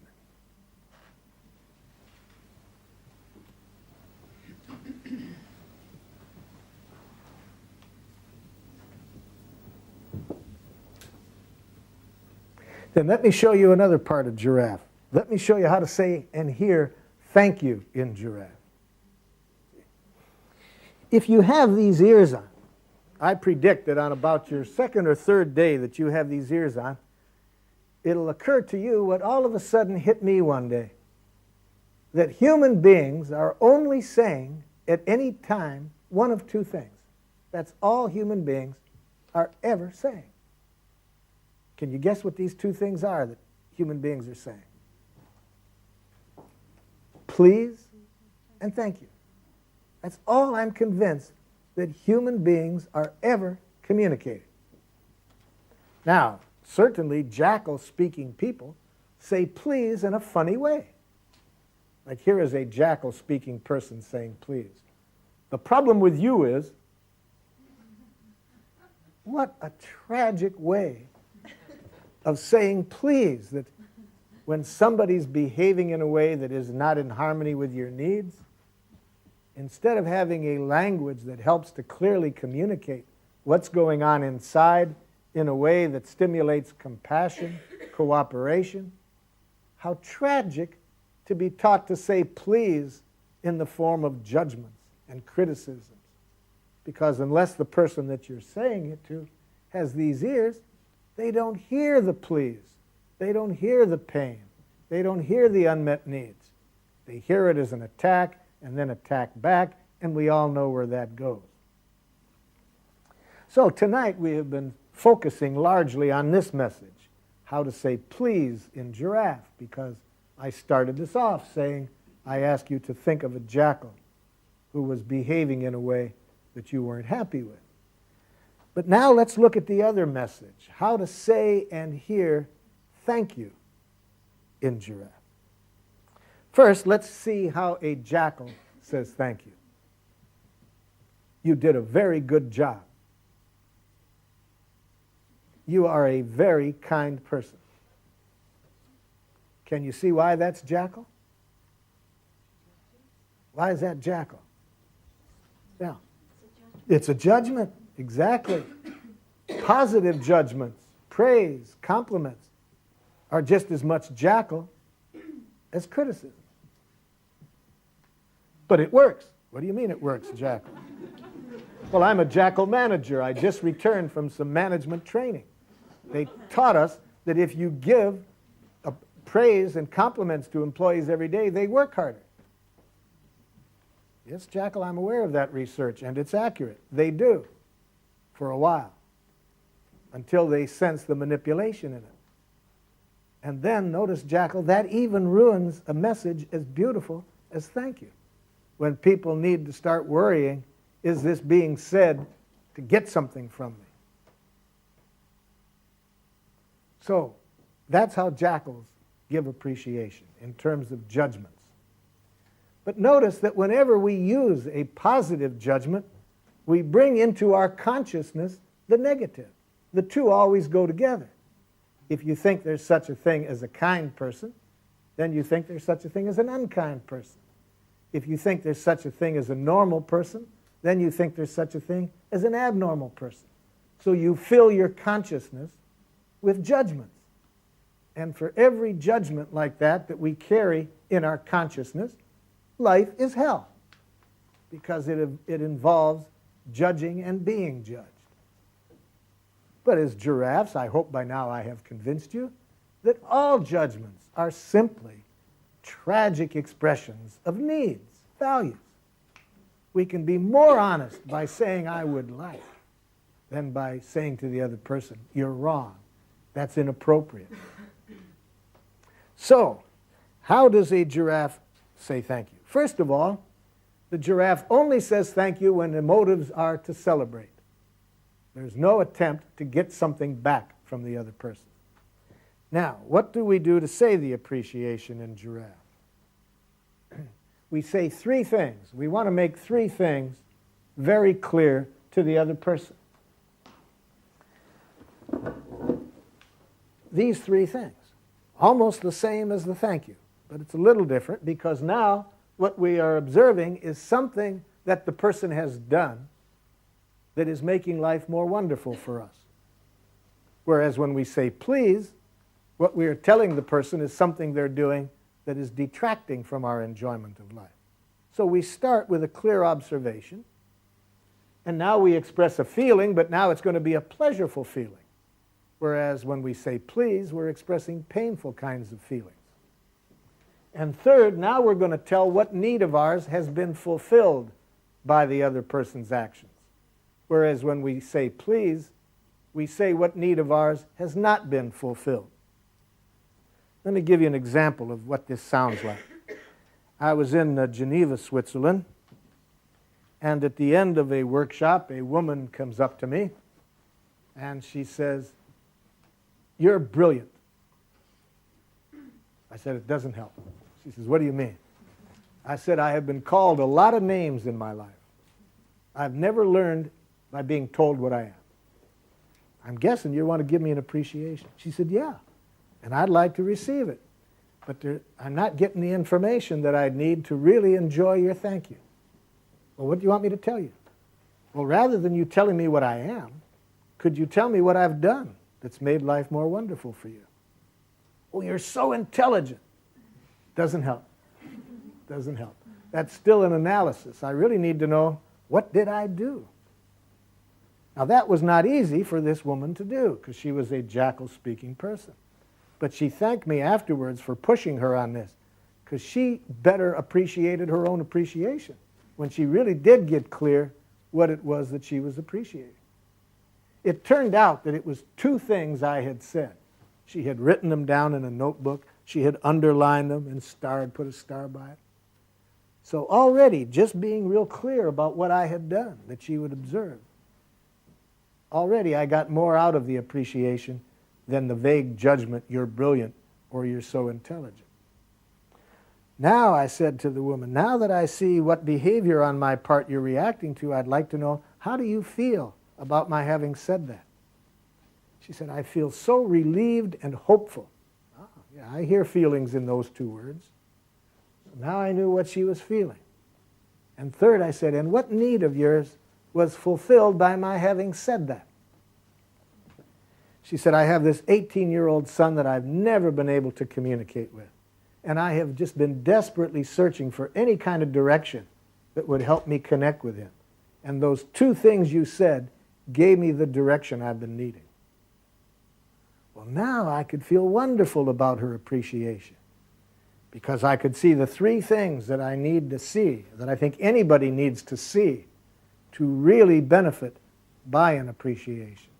To clearly see what we have done that has enriched another person's life. To get some consciousness of what feelings are going on in that person as a result of it. To see clearly what needs have been fulfilled through our actions. Now, of course, it's easy to be a lazy giraffe. How does a lazy giraffe say thank you? Thank you. Of course, in the course of a day's time, we may choose as a giraffe to be a lazy giraffe much of the time, to just say thank you for this or that. But giraffes want to have the ability for those things which really have touched us as people, that we really feel deeply about, that other people often don't really understand how much they have given to us. Then is when we might want to express the appreciation in this more classical giraffe way. Now, how does a giraffe and a jackal receive appreciation? Here again, we see some radical differences. Watch how a jackal receives appreciation. Jackal, I'm very grateful that you offered me the ride last night. I was really wanting to get home quickly because I wasn't feeling very well. Ah, it's nothing. See, jackals always have to deny that there's anything of value within them. So they can't stand to hear appreciations. If you really want to make a jackal squirm, show it some love or appreciation. Why would a jackal get so nervous being shown appreciations? Incidentally, my favorite jackal of all, they almost all communicate the same way, like in French, de rien, or in Spanish, nada. My favorite is Swedish, ash. But they all say the same message. I don't want to hear it. I don't want to hear it. You know why? Because jackals have an idea in their head which is at the base of much of their misery. Jackals believe that you deserve things. See, you either deserve to be rewarded or you deserve to be punished. So if you say that you've appreciated something they've done, they wonder whether they deserved it. You see how tragic to spend time thinking about whether you deserve it or not. Now, where that concept of deserve really gets devastating is when we start to believe that we're smart enough to know who deserves to be punished for what they've done. But the opposite is also painful, to believe that you deserve to be rewarded. See, that's because jackals don't have a concept of giving and receiving. In the jackal mind, everything has to be bought and sold. That means you have to decide what's worth what. So right away, they get something appreciative said to them, and they wonder, did I deserve that? Or, now what do I have to do to earn that? Or what's this person trying to get from me? How sad to live in such a world where you just can't enjoy the appreciation. By contrast, a giraffe knows you receive the appreciation the same as you receive any message, with empathy. You just hear these three things. You just hear what you've done, how the other person feels, how their needs have been fulfilled. You don't necessarily have to say anything, but you show in your eyes that you took it in and were nurtured by the appreciation. So, anybody have any questions about how to say or hear thank you in giraffe? Would somebody like to practice expressing giraffe to somebody in your family or somebody in your workplace that has done something and you haven't expressed an appreciation to them yet?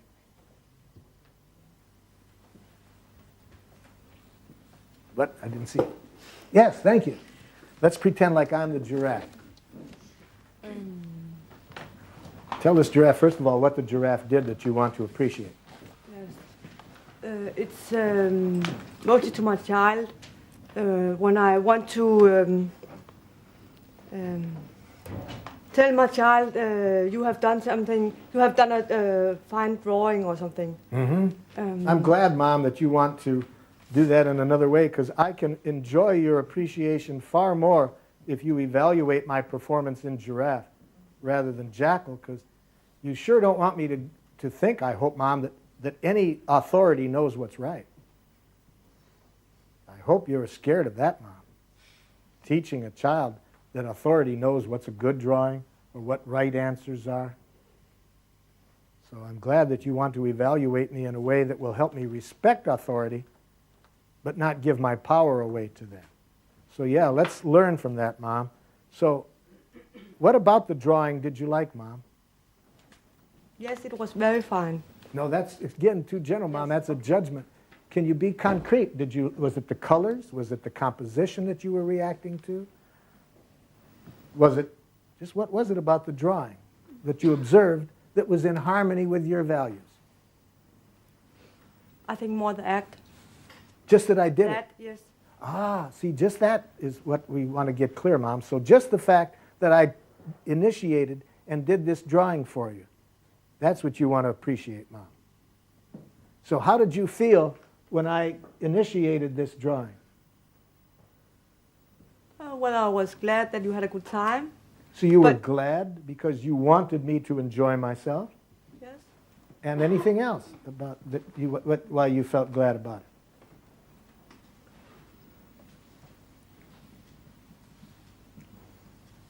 You weren't touched because you wanted me to be thinking of you and to...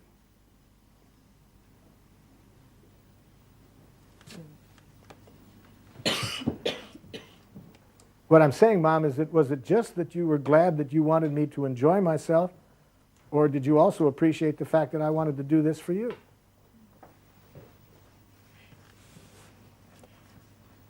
Yes. But what I want to say is, I don't think it's good enough for me to say to my child, well, it's a fine drawing. But see, we wouldn't say a fine drawing to anybody No, but because you as a do it- giraffe, we don't think there is such a thing. But I do it all the time.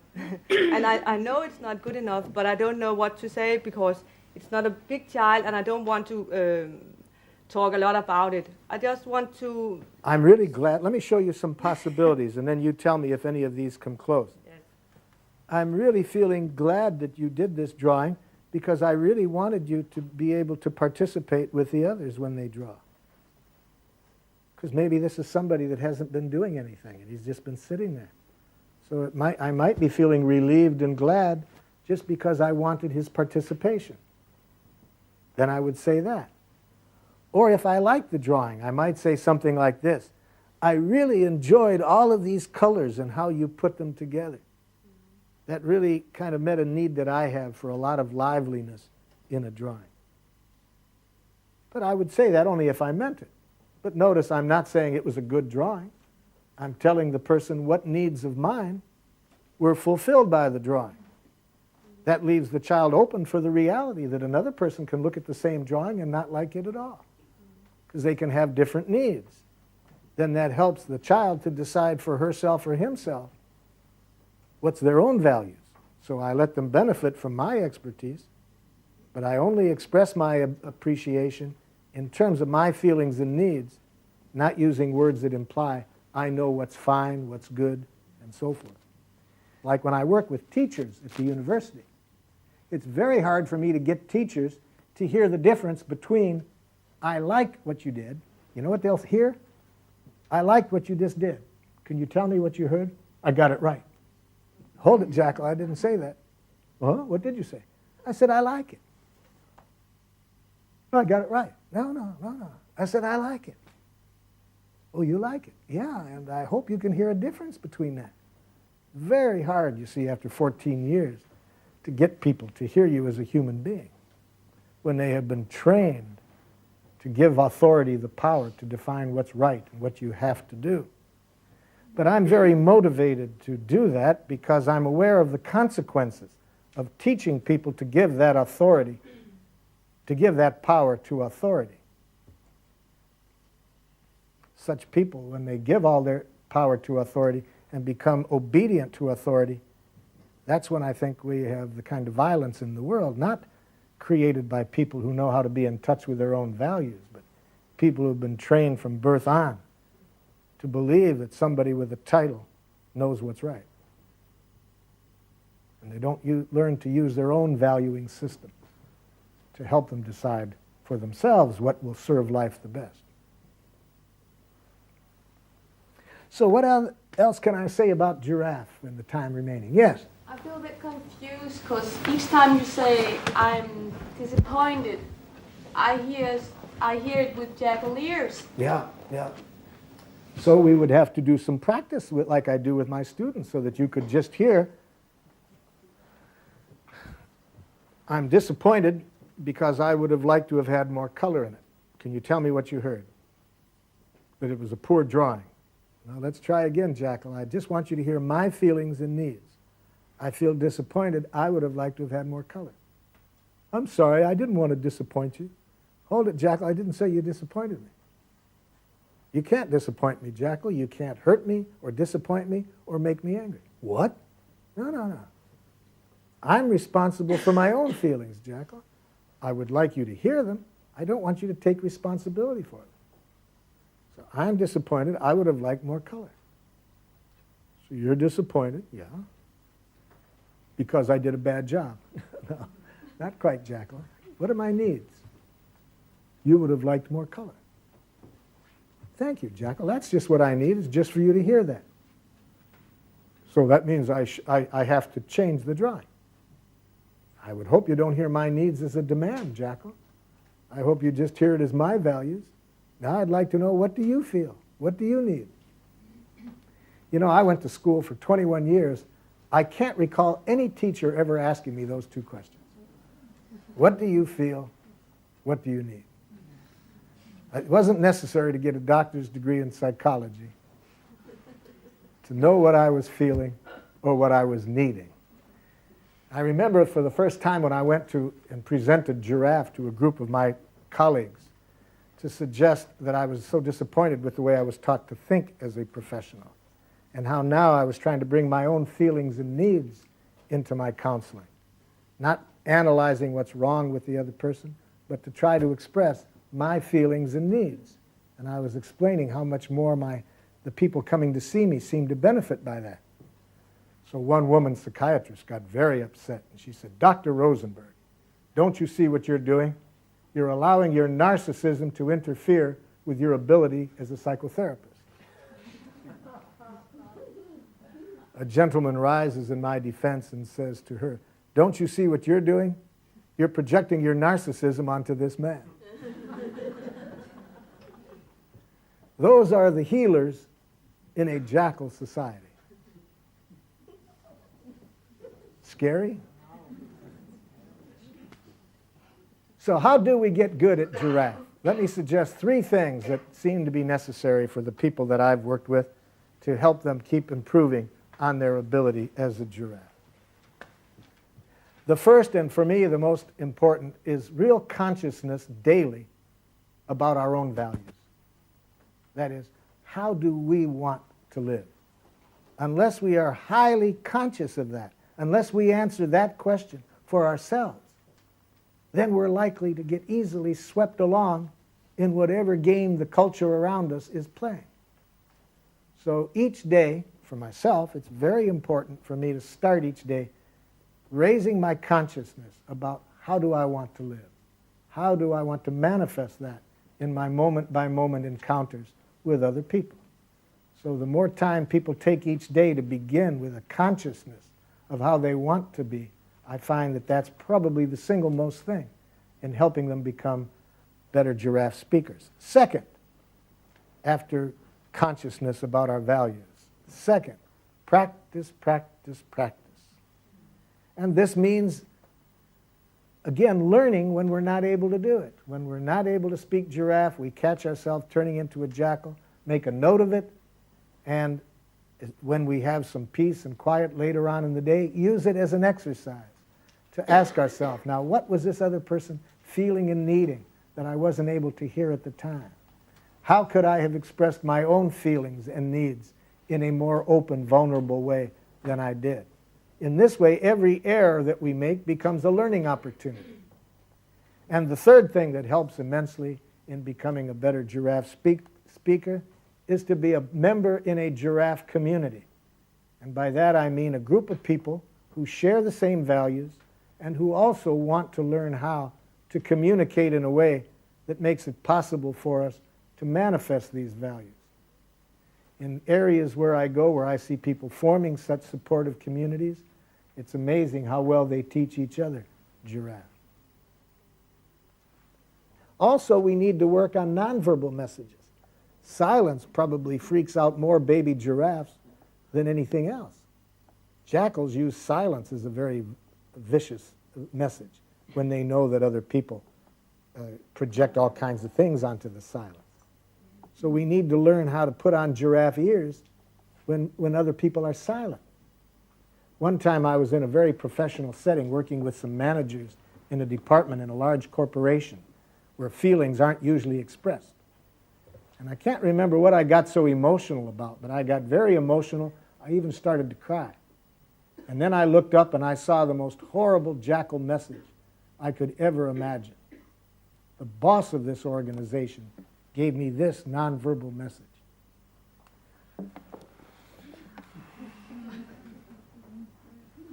And for about 4 or 5 seconds, I just suffered immensely because I put on these ears. And because of that nonverbal message, you know what I started to think for a few moments? Uh-oh, what's wrong with me for crying? See, I went from his message, nonverbal message, immediately to what's wrong with me. My terrible feelings told me what I had on there, and I quick shifted. And I put on my giraffe ears. And I looked at him and said, are you feeling disgusted because you'd like somebody more in control of his feelings to be running this meeting?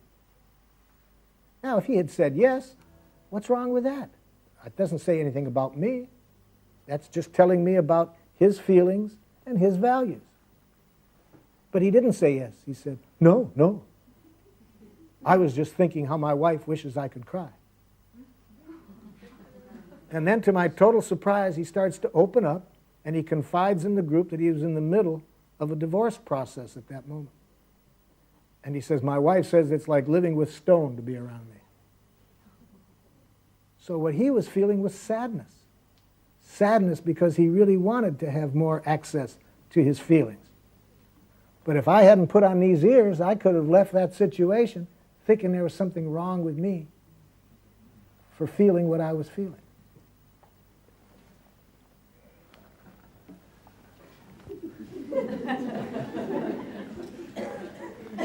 My wife still can't believe I wear those things in public.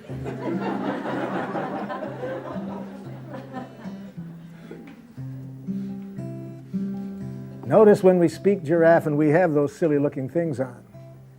Moment by moment, our consciousness is on the green area there, the green representing life.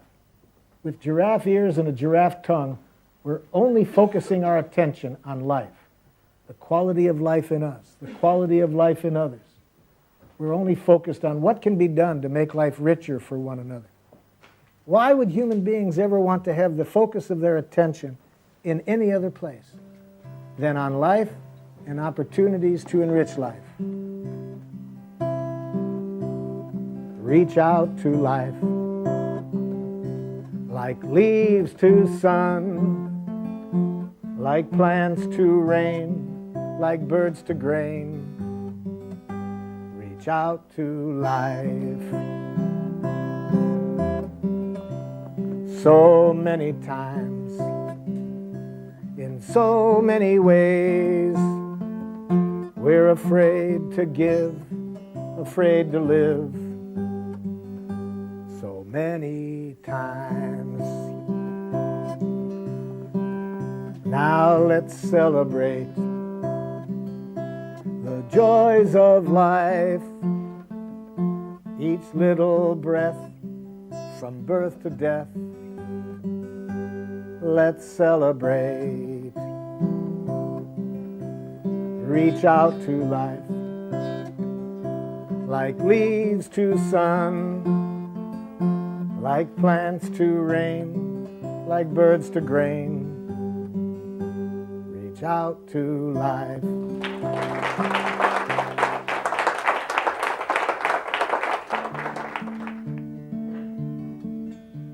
I feel so sentenced by your words. I feel so judged and sent away.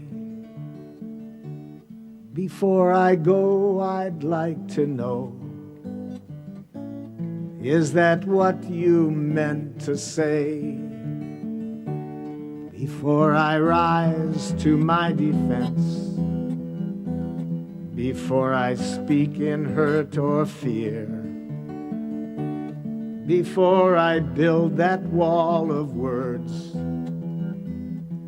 tell me, did I really hear? Words are windows or they're walls. They sentence us or set us free.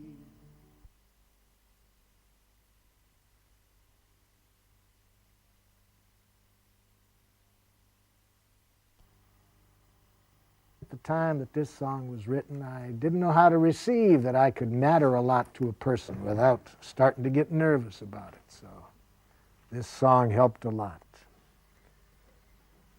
It's a song called When I Come Gently. When I come gently to you, I want you to see not to get myself from you, it's just to give you me. I know that you can't give me, no matter what you do. And all I ever want from you is you. I know your fear of fences, your pain from prison's past. I'm not the first to sense it, and likely not the last.